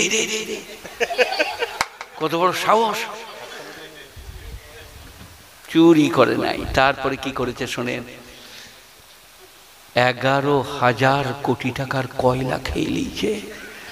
তাকে বলে কয়লা কেলেঙ্কারি। অত কয়লা কি করে খেলে? আর লালু প্রসাদ বেচারা ভদ্রলোক, ওর লেগে বলছে আবার গরুর খোল ছানি ভুসি 10,000 কোটি টাকার খেয়ে নিয়েছে। তাকে বলে গোখাদ্য কেলেঙ্কারি। তারা কসম খেয়ে মন্ত্রী হচ্ছে, করার কিছু নাই, যে যা করবে পস্তাবে। ও মোদি বলুন আর আমার মমতা খালা বলুন, মমতা খালা বলে এই কারণে আমার ভাইজির নাম মমতা, আমার ক্লাস ফ্রেন্ডও বটে ভাইজি। তো এই যেই হোক, যে যেমন করবে সে তেমন পাবে। আপনারা কি বলছেন বলুন? কবরে যখন বলবে আমার রব্বকা, বলবে আমি মন্ত্রী, বলে তবে শালাকে আরো জোরে ধর, কয়লা চোর। কবরে আমি মন্ত্রী, আমি মন্ত্রীর বাপ, ওসব বলা হবে। মার রব্বকা, রব্বি আল্লাহ, ওমা দীনুকা, দীনি আল ইসলাম, ওমা জাতাকুল হাজার রাজুল। এই মানুষটার সম্বন্ধে কি বলছো? হাজা মোহাম্মদ রাসূলুল্লাহ সাল্লাল্লাহু আলাইহি সাল্লাম। বাস মুশকে আম্বার, আর আপনার জন্য জান্নাতের পোশাক, আর আপনার সঙ্গে সুন্দর করে নিয়ে যে আপনাকে জান্নাতি জায়গায় রাখা হবে। কোনটা? আপনার রূহটা। আজকে বিজ্ঞান, দর্শন, জ্যামিতি, পাটিগণিত, algebra, logic, physics, biology, pathology, radio, cinema, TV, television, বিজ্ঞান, দর্শন, জ্যামিতি, অনেক কিছু, কিন্তু রূহটা কি আজও কেউ বলতে পারে নাই। কোরআন ইয়াসালুনাকা আনির রূহ, হে নবী তোমাকে জিজ্ঞেস করছে মুশরিকিনরা রূহটা কি? কুলির রূহু মিন আমরি রব্বি, তুমি বলে দাও রূহটা হচ্ছে আমার রবের হুকুম, আদেশ। থাকো, আছে, চলে এসো, শেষ। কেন মরে যায়, কেন বেঁচে থাকে, কেন চলে যায়, কেউ জানে না পৃথিবীর। আপনারা কি বলছেন? লালন ফকির একটা পণ্ডিত লোক, মানে কি স্কুল যায় নাই,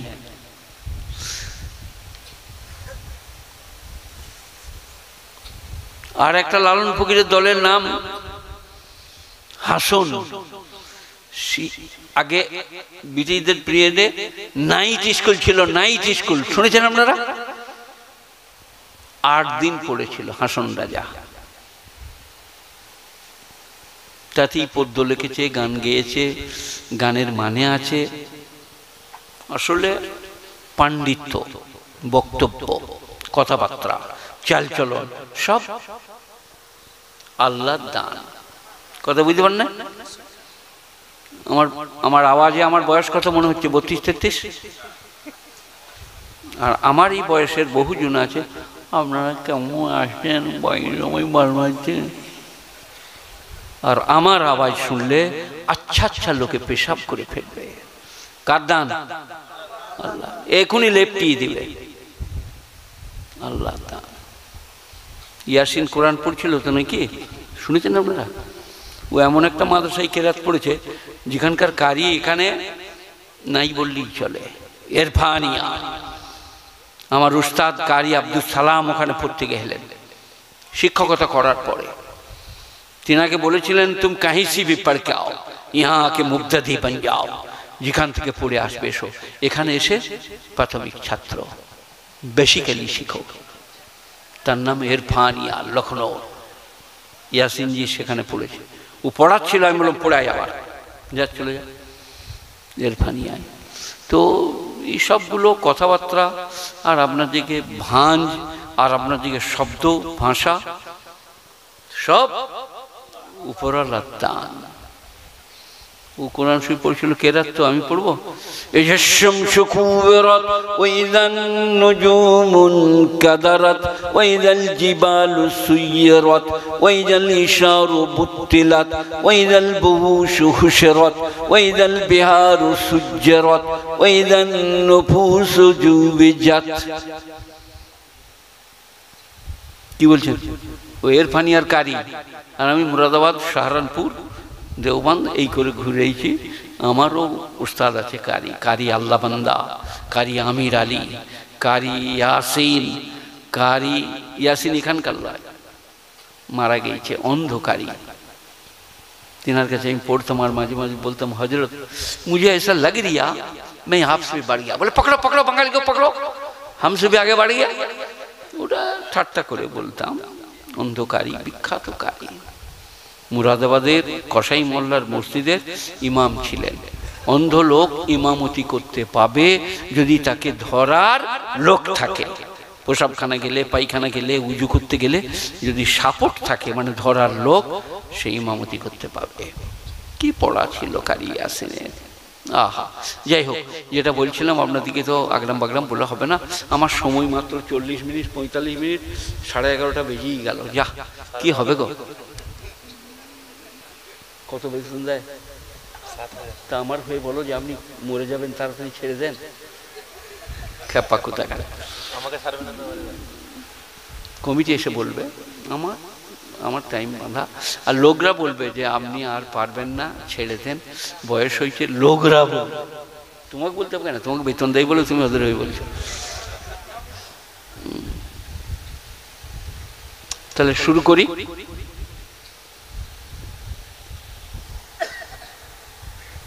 ওয়ালাউ আন্নানা নাযালনা ইলাইহিমুল মালাইকা।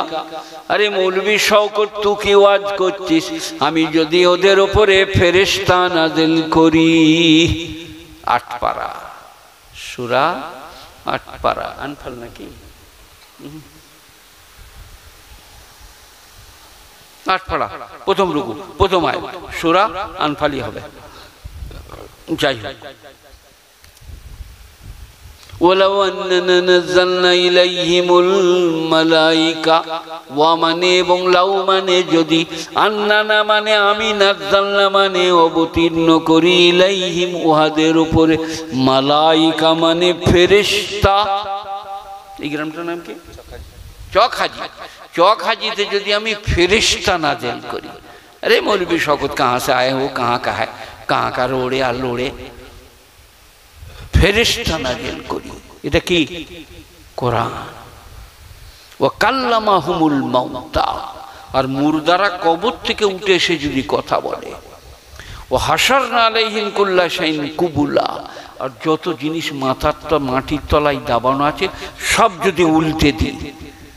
মা কানুল ইউমিনু, তবু ঈমান আনতে পারবে না, ইল্লা ইয়াশা আল্লাহ, আল্লাহর ইচ্ছা ছাড়া। চোখে পানি আসছে না, ভয় লাগছে না, নামাজ পড়তে পারবেন না আল্লাহ না চাইলে, রোজা রাখতে পারবেন না আল্লাহ না চাইলে। আমি একবার ওয়াজ করছি ইলাম বাজারে, শীতের দিন, যেমন আল্লাহর ইচ্ছা ছাড়া কিছু হয় না, আল্লাহর ইচ্ছা ছাড়া নামাজ পড়া যায় না, আল্লাহ পড়ালে তবে পড়া হয়। একটা লোক দাঁড়িয়ে বললে আমি আজ থেকে নামাজ পড়বো না, আল্লাহ পড়াই তো পড়বো। আর আমি বললাম একজনকে, দাঁড়াও, ওর গলার মাফলারটা খুলে নাও। গলায় মাফলার ছিল, বলে কেন খুলবে? আমরা, তুমি ধরবে না, আল্লাহ আটকাইতে আটকাবে না, চলে যাবে।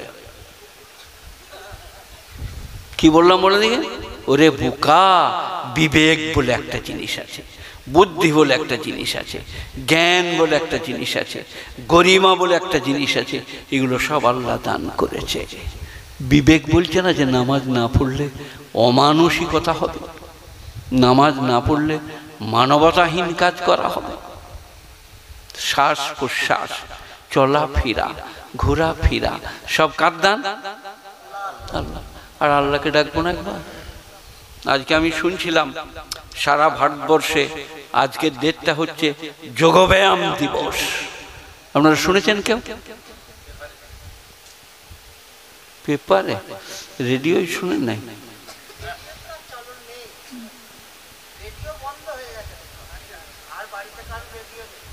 এমন বাড়ি নাই যেখানে রেডিও নাই। রেডিও মাস্টার থাকতে হবে, রেডিও থাকবেই। কাল লন্ডন বলেছে আমেরিকা ভারতবর্ষের সব থেকে উত্তম সংবাদ প্রচারক Akashvani Kolkata, radio centre, not television. তো রেডিওই বলল আজকে হচ্ছে সারা পৃথিবীর ভারতবর্ষে যোগা দিবস। যোগ, যোগা, যোগী, ব্যায়াম ইত্যাদি। নাক বন্ধ করে, চোখ বন্ধ করে, নাকটা এমনি করে ধরে যোগা। আমি ওয়াজ করেছি কি জানেন, 2-3 বছর 4 বছর আগে ওই মোদিজি প্রধানমন্ত্রী যোগাব্যায়াম সম্বন্ধে বলছিলেন। আমি বরং তাকে 100% সমর্থন করছি। যোগব্যায়াম অত্যন্ত উপকারী, শরীর স্বাস্থ্যের পক্ষে দারুণ। কিন্তু কসম খোদার করে বলছি, যারা নামাজ পড়ে তাদেরকে যোগব্যায়াম করতে হবে না। কেউ কিছু বলছেন না? যে সেজদায় গেলে চক্ষুতা থাকবে, দাঁড়ালে দৃষ্টিকোতা থাকবে, কেমন করে দাঁড়াবে, রুকুতে যখন যাবে কেমন করে যাবে, এর থেকে ভালো যোগব্যায়াম আর পৃথিবীতে নাই। কি? নামাজ। যাই হোক, ولو أننا نزلنا إليهم الملائكة وكلمهم الموتى وحشرنا عليهم كل شيء قبلا ما كانوا ليؤمنوا إلا أن يشاء الله।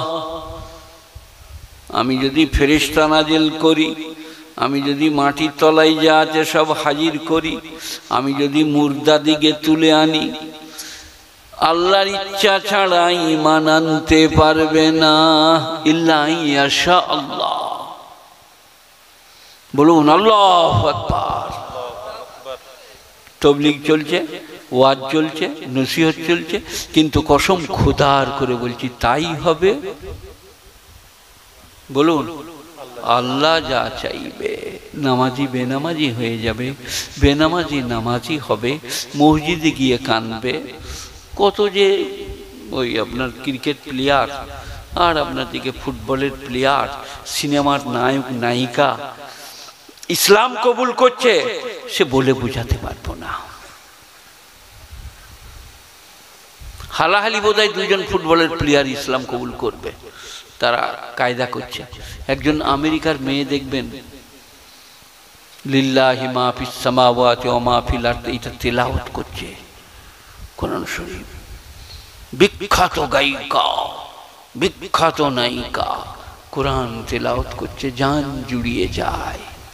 গুণী চলেরা, আল্লাহ যখন ইচ্ছা করবে তাকে কবুল করবে, যখন ইচ্ছা করবে তাকে ইসলাম দান করবে, যখন ইচ্ছা করবে তাকে ইসলামের জন্য নেবে। তো এই আয়াতটা হয়ে গেল। সবাই ভয় করি আল্লাহকে, আল্লাহ নিলে তবে যেতে পারবো, না হলে হবে না। বলুন আল্লাহ আমাদেরকে কবুল করে নাও। দেখবেন মসজিদ যেতে পারবেন, স্ত্রীকে ভালোবাসতে পারবেন, ভাইয়ের সঙ্গে মহব্বত থাকবে। কুরবানি করলে, ঈদের ময়দানে গেল, গোশত জবাই করলে, গরু জবাই করলে, গোশত ভাগ করলে, ভাইয়ের সাথে কথা নাই। এই যে মহিলা বলে দেবো, ভাইয়ের সাথে যদি কথা না থাকে আর কাবা ঘরে গিয়ে মরেন, তাও জান্নাতে যাবার কোনো আশা নাই। একটা মাস্টারমশাই কোরবানি করলেন, বেটাদের সাথে কথা নাই। কথা কিছু বুঝতে পারছেন? আচ্ছা, এই যে কথা নাই, তুই কথা বলিস না, তোদেরকে মূল্যে আমি যাবো না, আমাদের মূল্যে তুই আসিস না। এইটার মূল্যে কি? অহ 19 সংকয়কার র অহংকার।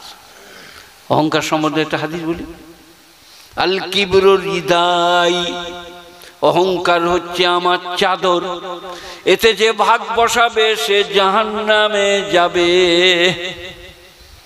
সবাই বলুন অহংকার করব না। আল্লাহ তুমি সৃষ্টিকর্তা, রক্ষাকর্তা, ত্রাণকর্তা, ভালো মন্দের মালিক, কল্যাণ অকল্যাণের মালিক। আল্লাহ নম্রতা দাও, বিনয়ী দাও, তোমার সামনে যেন মাথা ঠুকে পড়ে তসবিহ পাঠ করতে পারি। হে আল্লাহ, হে আল্লাহ, অহংকার মুক্ত হয়ে যান। অহংকারের কারণেই স্ত্রীর সাথে কথা কাটাকাটি দিয়ে দুজনের কথা নাই। একজন ঘরের ওই ধারে, একজন ঘরের এই ধারে, ফেরেশতারা খালি যাতায়াত করবে, তাই তো নাকি? কে কথা বলে না? স্ত্রী দেয়াল করে আর এই ধারে, রাগ হয়েছে, ঝগড়া, ফেরেশতা খুব জোরে জোরে আসবে তো নাকি? কসম খুদার বলছি, এ ঘরে আর ফেরেশতা প্রবেশ করবে না। আমি একবার মুর্শিদাবাদে ওয়াজ করলাম, বললেন জায়গাটার নাম নগর, শেরপুর, শেরপুর নগর পেরিয়ে। তো আমি স্টেজ থেকে নেমে এলাম, তখন 2.5 ঘন্টা 3 ঘন্টা বলতাম, এখন 1 ঘন্টাও পারি না, কোথাও কোথাও বলি। এরা একটু টাকার লোভ দেখাইছে বলে একটু 1 ঘন্টা বলবো। তা আমি নেমে এলাম, আর একটা লোক ছুটে এসে, হযরত হযরত আপনার সাথে একটা কথা আছে। বলে কি কথা? বলে আমার স্ত্রীর সঙ্গে ঝগড়া হয়েছে, কথা নাই। আমি উপরতলায় শুই, সে নিচে তলায়, ঘুম ধরছে না, কি করব? বলে আজকেই যে পায়ে ধরে ভাব করো গা, মাঠে শুয়ে থাকলেও ঘুম ধরবে। আপনারা কি বলছেন? স্ত্রীর সঙ্গে ভাব আছে, আপনি যেখানেই থাকুন শান্তি থাকবেন, আর ঝগড়া আর ঘুম ধরবে না, আর রহমতের ফেরেশতা আসবে না। যাদের এরকম গোলমাল আছে আজকেই যে বলুন আসসালামু আলাইকুম, মাফ করে দাও, তোমাকে মাফ করে দিচ্ছি, ভালো থাকো, সুখে থাকো। স্ত্রীর সঙ্গে ভালোবাসা নবীজির আদর্শ, স্ত্রীর সঙ্গে ভালোবাসা নবীজির আদর্শ। বিবি আয়েশা বলছেন, নবীজি পিয়ালার যেখানে ঠোঁট দিয়ে পানি পান করতেন, সেইখানে ঠোঁট দিয়ে আমি পানি পান করিতাম। নবীজি বলছেন, বিবি আয়েশা পিয়ালার যেখানে ঠোঁট দিয়ে পানি পান করতেন, সেইখানে ঠোঁট দিয়ে আমি পানি পান করিতাম। আগে আয়েশা, তারপরে নবীজি। উম্মতকে শিখাচ্ছে স্ত্রীদিকে কত ভালোবাসবে, তারা কি জিনিস। আসমার মা কালকে বলছিল, ইয়াসিনের মা, আমার বড় মেয়ের নাম আসমা বলে আমি আসমাই বলি, যে আমি যদি আপনার আগে মরে যাই আপনার প্রচুর কষ্ট হবে। কারণ আমি বালিশে ঠ্যাস দিয়ে বসি, আমার ছাতুর শরবত আসে, তারপরে কি খাওয়াবে, তারপরে কোন ওষুধটা দিবে, তারপরে আমি মাদ্রাসা যাব, দুপুরে আমি কি ভাত খাবো, কি দিয়ে, 4টি পাতলা বিড়ির ডাল অথবা মুগের ডাল, একটু পোস্ত বাটা, একটু ঝিঙে পোস্ত, আর আপনার দেশি মুরগি। এটা শরমে আর কোথাও বলি না, একটু দেশি মুরগি। এখন এলাকার লোক বলছে, ও শালা একাই মুরগিগুলো খেয়ে নিলে, আর মুরগি পাবি কোথা? আমি খাই না, আর গোস্ত একবারই ছেড়েই দিয়েছি। কোরবানির গোস্ত বলে 2 দিন খেলাম, ডাক্তার আমাকে বলছিল আপনি গোস্ত খেতে পাবেন না। আমি কোরবানির গোস্ত খাবো, কিন্তু বলে আচ্ছা আচ্ছা খাবেন খাবেন, 2 ঘন্টা খাবেন। কোরবানির গোশের স্বাদ আলাদা, কোরবানির গোশে কোনো ক্ষতি হয় না। যাই হোক, আমরা বিবিদিকে ভালোবাসবো, বলুন ইনশাল্লাহ। বিবির মতো নিয়ামত হাদিস বলবো, লাম তারানিল মুতাহাব্বাইনে মিসলুন নিকাহ, বিবাহের মতো ভালোবাসা পৃথিবীতে পাবে না। এখন কিরম ভালোবাসা? বিকেলে বিয়ে করেছে, সারা সকালবেলায় অন্যজনের সাথে পালিয়ে গিয়েছে, যার সারা মোটরসাইকেলে চেপে না ওর বউ পালিয়ে গেল, এক বেলা খালি। আর বিবি কিরম? লাম তারানিল মুতাহাব্বাইনে মিসলুন নিকাহ, বিবাহের মতো ভালোবাসা পৃথিবীতে পাবে না। সে 60-65 বছরের বুড়ি, বুঝলেন, একটা পিয়ালায় 2টো লুচি আর 2টো রসগোল্লা ভরে এমনি করে ঢাকা দিয়ে খালি বলছে, আচ্ছা আমাদের হেদর বাপ কোথায় গেল গো, হেদর বাপ কোথায় গেল, বিয়ে বাড়ি মায়ের ওইটা খাওয়াবে। আর তুমি লাভ করো, আই লাভ ইউ, কাম ইয়ার মাই দিয়া। সে পিয়ালা করে নিয়ে ঘুরে বেড়াবে, সে তার লেগে যাকে লাভ করেছে স্বামীকে দিলে না। স্ত্রী এত ভালো, লাম তারা লিল মুতাহাব্বাইনে মিসলুন নিকাহ, বিবাহের মতো ভালোবাসা পৃথিবীতে কোথাও পাবে না। পরীক্ষা করে দেখুন আপনারা। আমার বিয়ে ক বছর হয়েছে? 18-19 বছর আমার বিয়ে হয়েছে। 69-68 সালে, 68 আর 2000 32 আর 24, 30 20 50 আর 2006 56-57 বছর বিয়ে হয়েছে। তারপরে 4টা ছেলে, রয়্যাল বেঙ্গল টাইগার। ইয়াসিনকে যেমন দেখছেন না, ওর থেকে উঁচু আমার বড় ছেলে, আমার ছোট ছেলে, আমার মেজো ছেলে, আর সব 80 কেজি 100 কেজি ছাড়া আমি মাল রাখি না। 10 কেজি করে গোশ নিতাম, 4 ভাগ করে দিতাম, 2.5 কেজি করে চালাও।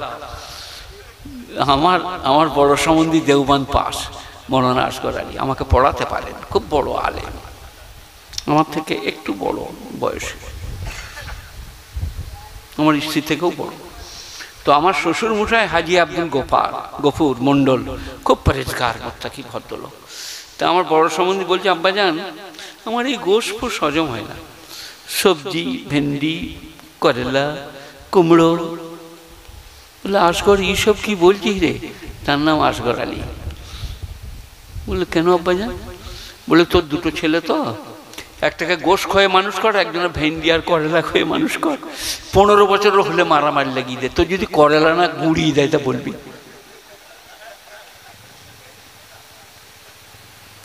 আল্লাহ নবী সানার গোশত ভালোবাসতেন। যাই হোক, অনেক দূর কথা গড়িয়ে যাচ্ছে। আমরা স্ত্রীর দিকে ভালোবাসবো, বলুন ইনশাআল্লাহ। ও নিয়ামত, আলাদা নিয়ামত। ওই যে বললাম, বাটি করে নিয়ে গোটা বিয়ে বাড়িটা কি হলো গো? বলে হেদায়েতের বাপকে খুঁজছি, ওইটা দিবে, লুচিটা খাও, রসগোল্লাটা খেয়ে নাও। তোমার কখন থেকে খুঁজছি, তুমি কোথায় গেলে বলে দিয়ে? সে বলার কায়দা আলাদা। তোমার লেগেছে, আমি হন্নি হয়ে ঘুরছি। যাই হোক, এবারে অন্য আয়াত পড়ি, পড়ব? বলে না পড়তে? আপনাদের মধ্যে কারো ভাগ্যে যদি আয়াতটা পড়ে যায়, আমাকে ঘর যাওয়ার সময় যেন মারধর করবেন না। ওয়াইদা মাসাল ইনসানা যুররু দানা লিযামবিহি আও কায়দান আও কায়মা ফালাম্মা কাশাফনা যুররহু মাররা কাল্লাম ইয়াদুনা ইল্লা যুররিম মাসসা। সূরা ইউনূসের আয়াত। কার আয়াত? সূরা ইউনূস। সূরা তওবার পরে সূরা ইউনূস, প্রথম দিকে 2-1 পাতার পরই আছে এটা। এবারে মানে করি, ওয়া মানে এবং, এজা মানে যখন, মাসসা মানে পৌঁছবে, তোমাকে ধরবে, ইনসান মানুষকে, যুররুন বিপদ, দানা লিযামবিহি তখন করোটে করোটে আল্লাহকে ডাকে।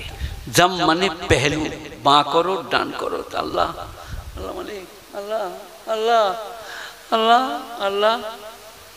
আও কয়েদান আও কয়েমা, আবার বসে বসে ডাকে আল্লাহ আল্লাহ আল্লাহ, আবার দাঁড়িয়ে দাঁড়িয়ে।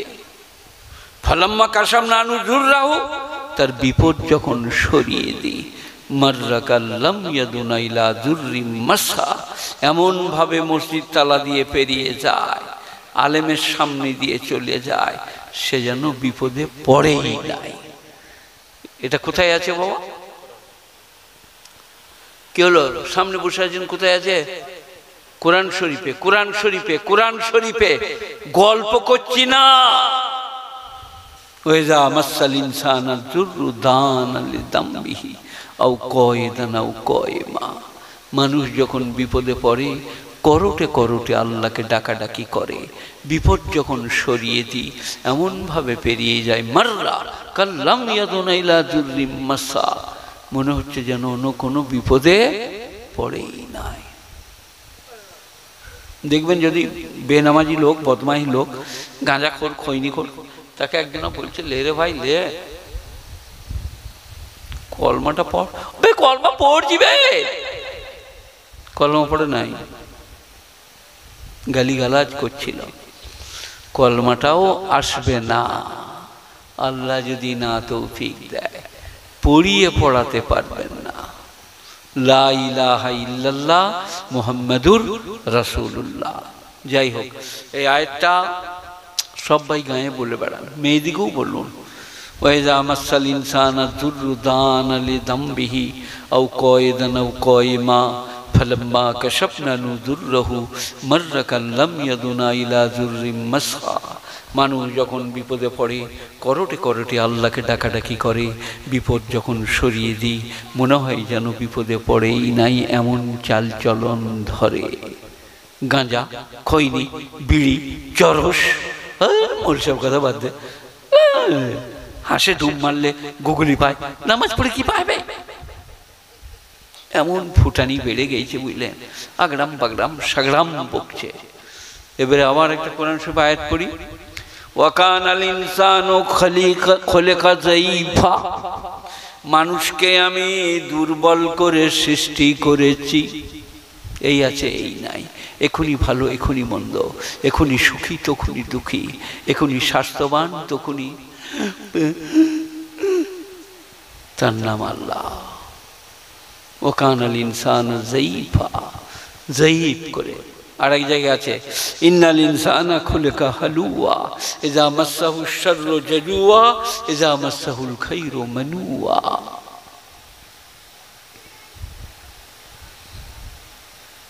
মানুষকে আমি অসহায় করে, হালুয়া মানে ওই রুটি খাওয়া হালুয়া লয়, কেন হালুয়া মানে অসহায়। ইন্নাল ইনসানা খুলিকা হালুয়া ইযা মাসসাহু শাররু জাজুয়া।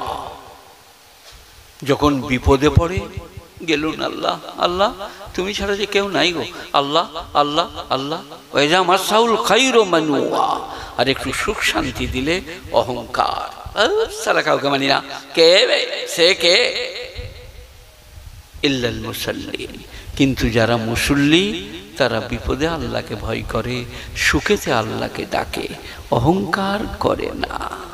গুণীজনেরা, জ্ঞানীজনেরা, নেই নিষ্ঠবানেরা সবাই বলুন আল্লাহকে ডাকবো ইনশাল্লাহ। কারবালা করে দিও না পানিটা খেয়ে নিয়ে। কারবালা, কারবালাটা কোথায় দেখি কে বলতে পারে? মদিনা, মক্কা, হ্যাঁ? কয়সুফ ফয়াকা, কুফা। ইরাক হচ্ছে ওদের রাষ্ট্র, কিন্তু কারবালাটা কোথায়? কুফায়। যাই হোক, সে দিকে ফিরে গেলে আবার অন্য বয়ান শুরু হয়ে যাবে। যা চলছে এইটাই চলুক, এইটাই আপনার শুরু হোক শেষ হোক। সবাই নামাজ পড়বো ইনশাল্লাহ, বলুন বলুন ইনশাল্লাহ। যে যত ফুটানি করছে বুঝলেন, অতুল প্রসাদের গানে আছে সাগর তোমার, বাতাস তোমার, মাটি তোমার, আকাশ তোমার। তাহলে আমাদের কোনটা বাকি রইল? আমরা রাঁঠিটা। আমি ওয়াজ করে বলেছি মমতা খালা মুখ্যমন্ত্রী যদি বলে ইয়ে মাগরিবি বাঙ্গাল, পশ্চিম বাংলা আমার, আমি এখানকার মুখ্যমন্ত্রী, সব বর্ডার দাও, ঘেরে দাও। তারপর বর্ডারে ঘেরতে গেছে, মমতা খালা গেছে ইনকোয়ারিতে। সেই সময় ভয়সু ময়সী কম হয়ে পড়ে, কি ভূমিকম্প। মমতা খালার মিলিটারি পুলিশ সব তলা দিয়ে চলে যা। পৃথিবীর আর কেউ আটকাতে পারবে না। সেই আমাদের শাহরুখ খান আর আপনাদেরকে মিঠুন আর সব কে সব, সে রড হাতে করে এরম করে বলে, এই রডে বাড়ি করলে ভূমিকম্পে কিছু হবে না। আমরা শালা একে রড সমেত ঢুকিয়ে নেবে রে, আন্ডারপ্যান্ট ছিঁড়ে ঢুকিয়ে নেবে। ওই রডটাই ঘর করলে কিছু হবে না তো ভূমিকম্প হয় নাকি? কি বলছেন আপনারা? হবে না? না না, হবে না। তাহলে ওই কথাটা কি কথা? না, মিথ্যা। শিরক আলাদা জিনিস, আল্লাহর আসনে কাউকে বসানো শিরক, ওটা মিথ্যা। কি কারণে মিথ্যা বলছে? আমাদের ব্যান্ডের রোডের অ্যাড দিয়ে দিলে এত টাকা পাবে, অ্যাড দিয়ে দাও, এই রোডে ঘর করলে ভূমিকম্পে কিচ্ছু হবে না। ভূমিকম্প বলছে আচ্ছা বেহলে ঘরটা কর, তারপরে দেখবি মজা। তার নাম আল্লাহ। গুণীজনেরা, জ্ঞানীজনেরা, কোরআন শরীফে 30 পারায় একটা সূরা আছে, আল কারিয়াতু মাল কারিয়া ওয়া মা আদরাকা মাল কারিয়া ইয়াউমা ইয়াকুনুন নাসু কাল ফারাশিল মাবথুস ওয়া তাকুনুল জিবালু কাল ইহনিল মানফুশ। সাহাবারার রং পাল্টে যেত, হলদে হয়ে যেত। বলছে মানুষ যেদিনে হয়ে যাবে আর শোলার মতো, পর্বতগুলো হয়ে যাবে ধুলিত পশমের মতো। ইজা জুলজিলাতিল আরদু জিলজালাহা ওয়া আখরাজাতিল আরদু আসকালাহা ওয়া ক্বালাল ইনসানু মা লাহা ইয়াউমাইযিন তুহাদ্দিসু আখবারাহা বিআন্না রাব্বাকা আওহা লাহা। তোমার আল্লাহ এর আগেই বলে রেখেছে ভূমিকম্প হবে, খরা বন্যা হবে, অনাবৃষ্টি হবে, অতিবৃষ্টি হবে। এই তো এত অনাবৃষ্টি, রেডিও, টিভি, টেলিভিশন, মন্ত্রী, এমএলএ, এমপি 2 ফুটা দেরে বাবু গড়িয়ে, কি বলছেন আপনারা, গোটা পৃথিবী মিলে 1 ফুটা বৃষ্টি আনতে পারবে না। তার নাম আল্লাহ। আমি যেদিনে দেবো সেদিনে হবে, আমি বৃষ্টি দেবো, বৃষ্টি পড়বে, তোমরা শান্তি পাবে, গরম কমে যাবে। এই একটা পেরিয়ে গেল আপনার দিকে কলকাতায়, আরে ঝড় হলো, বন্যা হলো, ওটাকে কি বলে, রিমাল। রিমাল। মমতা বলছে বাঁচাও বাঁচাও, লোক সরিয়ে নাও, তিরপল কম্বল কিনে রেডি রাখো। মোদি বলছে লোকরা যাও খবর নাও কোথায় কি হলো। রিমাল। আল্লাহ বলছে এর আগে দিয়েছি টর্নেডো, রিটা, হারিকেন, আর কত। খোদার সামনে চালাকি করো না, এসে মাথাটা নামিয়ে বলো সুবহানা রব্বিয়াল আলা। সবাই বলুন সুবহানা রব্বিয়াল আলা। নামাজকে আল্লাহ ফরজ করেছে, কিন্তু বেটাইমে ফরজ করে নাই।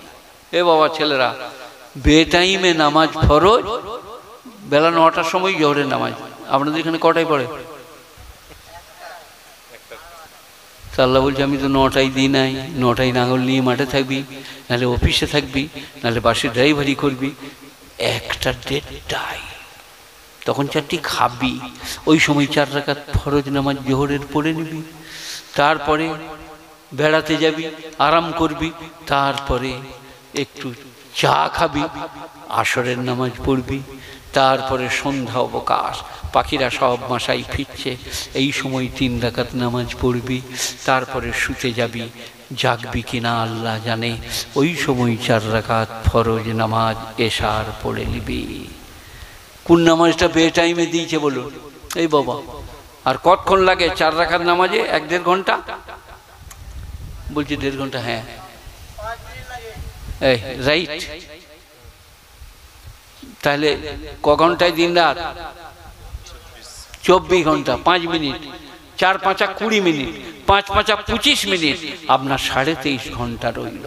আমোদ করো, ফুর্তি করো, বিনোদন করো, স্ত্রীকে ভালোবাসো, রুজি রোজগার করো, কামাই করো। 23.5 ঘন্টা। বলো আমি আল্লাহ কি অপরাধ করেছি? এই যেখানে আমরা বসে আছি, কি বলে গাঁটা নাম? চকহাজি। এখানে কোনো লোক কি বিছানায় পোষা পায়খানা করে? করলে কি করবে? ঝাঁটা করে স্ত্রী বেরিয়ে পিঠ ফাটিয়ে দিবে। খ্যাপাগাড়ি করার জায়গা পায় নাই, এইখানে পোষা পায়খানা করছিস বিছানায়, চল বেরো। তাহলে ভোরবেলায় উঠে যেতে হবে, জরুরতে বাশারিয়া, মানবিক তাকাজা রক্ষা করতে, পোষা পায়খানা। সেই সময় 2 রাকাত ফরজ নামাজ পড়ে লাও ফজরের। আল্লাহু আকবার। তুমি চা করো দীপালি, আমি ভৈরব নামাজটা পড়েলি, নামাজ পড়ি, ধরুন চা, তুমি শুধু একটু খাও, কি সুন্দর হবে পরিবেশ। একদিন আমি আসমার মাকে বলছিলাম, মানে ইয়াসিনের মাকে, আমার একটা পালং আছে, আমরা দুজনা পালঙ্গে ঠ্যাস দিয়ে বসি ফজরের পরে, ওই দিকটাই আমি এই দিকটাই। বললাম আচ্ছা ধরো যেদিনে ভোরবেলায় আমি না হলে তুমি মারা যাবো, সেই দিনে আমাদের ঘরের পরিবেশটা কেমন হবে? ছোট ছেলেটা বলছে ডালপুরি নিয়ে আসি খাবো, মেজো ছেলেটা বলছে নাস্তাটা নিয়ে আয়। সেদিনে কেউ আর নাস্তা করতে পাবে না, পরিবেশটা পাল্টে যাবে। আব্বাজান মারা গেছে, যেদিনে তুমি আমি অথবা কেউ মারা যাব, সেদিনে পরিবেশটা কেমন হবে। আর মারা যাওয়াটা বলে দেয় নাই কবে মরবি। আপনারা কি বলছেন? যদি এখনই বলে দিই আমি মৌলভী শওকত, কালকে কি বার? রবিবার। রবিবারই চক হাজির লোকরা মারা যাবে। এখনই মসজিদে যা ভিড় হবে বুঝলেন, ইনি আটকাতে পারবে না। সরে সরে ইমাম সাহেব কালকে মরে যা বলেছে, আমি আজ মসজিদ ঢুকবো। বলে তুমি আসো না, আমি বলে সব জানি না, আমি ফাটিয়ে দেবো, সরে যা। খালি মসজিদের লোক ঢুকে পড়বে। আল্লাহ বলছে না, আকাদ উখফিয়ালে তুজজা কুল্লু নাফসিন বিমা তাসআ। আমি গোপন করে রেখেছি মৃত্যুকে, কিয়ামতকে, যাতে করে তোমরা পূর্ণ বিতিবয় এবং প্রতিদান পেতে পারো। নিজের ইচ্ছায় নামাজ, রোজা, হজ, যাকাত, দিনদারি, পরেজগারি, তাকওয়া, ক্ষুধাভীরুতা, ভালো কাজ করা, ভালো কথা বলা, ভালো পথে চলা, দেখবেন আজকেও ভালো হবে, কালকেও ভালো হবে। একবার দরুদ শরীফ পড়ি। আল্লাহুম্মা সাল্লি আলা মুহাম্মাদিন ওয়া আলা আলি মুহাম্মাদ কামা সাল্লাইতা আলা ইব্রাহিম ওয়া আলা আলি ইব্রাহিম ইন্নাকা হামিদুম মাজিদ।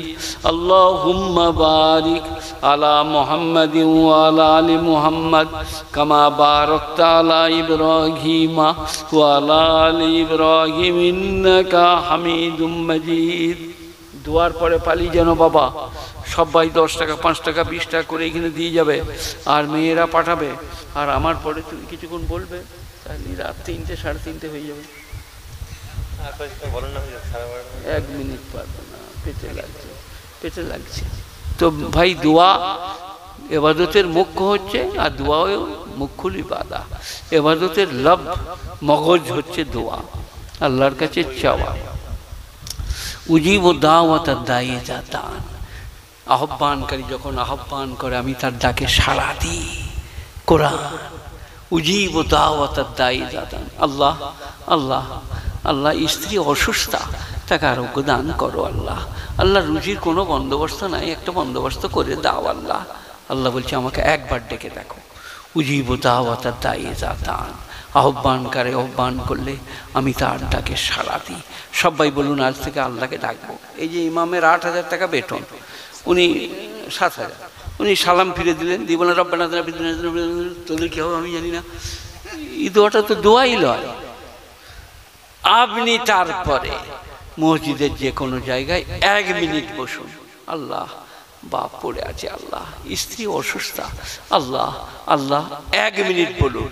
তারপর আমাকে বলবেন, এখানে এলে ডোরে করে বেঁধে রাখবেন। যদি দোয়া কবুল না হয়, ওই মায়েরা বোনেরা গ্লাসে করে পানি নিয়ে ইমাম সাহেবের কাছে পাঠিয়ে দেয়, এটা পড়ে নিয়ে আয়গা, তোর ভাইয়ের পেটে বাজছে, পেটে লাগছে, বুক ধরফড় করছে, পানি পড়ে আনগা। এবারে এই পরোটা দিয়ে নাস্তা করছিল, যেমনি পানি পড়া নিয়ে গিয়েছে, বলে খাবার সময় চলে গেছিস, মর্গা ফু, মর্গা পুচো ফু, 2 বার বললে মর্গা, দোয়া পড়ে নাই। কিন্তু মা পড়লে বিসমিল্লাহির রহমানির রহিম, আমার বাচ্চার পেটে লাগছে, আল্লাহ শিফা দান করো, লে বাবা পানিটা পান করে রে। আমি মৌলভী শওকত বলছি, ইনার থেকে 100 গুণ বেশি কাজ হবে। এ বাবা আপনারা কি বলছেন? মারা পড়বে না কেন? নামাজ পড়ে না, স্বামীকে মানে না, লোকের বাটি চুরি করে, ঘাটে যে থালা ধুতে যে মুরগি চুরি করে, রং করে রং লেপে দেয়। বলে এটা যে আমার মুরগি মনে হচ্ছে। হ্যাঁ এলো, তোর মুরগি রং দেওয়া ছিল? বলে না, তা ছিল না। বলে সব ঘর চলে যা, সুর করে তার মুরগিটা দিয়েই রং চাপিয়ে দিয়েছে। তো দোয়া করবো, একবার দরুদ পড়ুন। আল্লাহুম্মা সাল্লি আলা মুহাম্মাদিন ওয়া আলা আলি মুহাম্মাদ কামা সাল্লাইতা আলা ইব্রাহিম ওয়া আলা আলি ইব্রাহিম ইন্নাকা হামিদুম মাজিদ।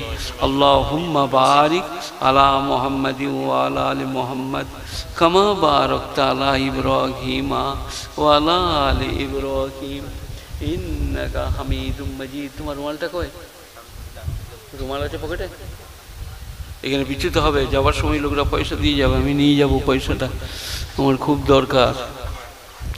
اللهم صل على محمد النبي الأمي وآله وسلم تسليما تقبل دعائي دعاونا اغفر خطاي خطاونا أبي أمي أستاذنا شيخنا أحبابنا لمن له حق علينا إله العالمين أحكم الحاكمين সমস্ত হাজিরিন পুরুষ এবং নারীর জন্য দোয়া কবুল করো যারা ছিলেন এখন আর নাই তাদের জন্য দোয়া কবুল করো সারা গ্রামবাসীর জন্য দোয়া কবুল করো এলাকাবাসীর জন্য দোয়া কবুল করো সারা পশ্চিম বাংলার জন্য সারা ভারতবর্ষের জন্য সারা পৃথিবীর মুমিন মুমিনার জন্য দোয়া কবুল করো মা বাপ দাদা দাদি নানা নানি খালা খালু শ্বশুর শাশুড়ি যাদের কথা মনে আছে যাদের কথা মনে নেই সকলের জন্য দোয়া কবুল করো আমার মতো অপরাধী বিশ্বে কেউ নাই এতগুলো মানুষের সামনে তওবা ইস্তিগফার করছি আল্লাহ আমাকে আর আমাদের সকলকে ক্ষমা করে দাও যারা জলসা দিয়েছে তাদের শরমকে কবুল করো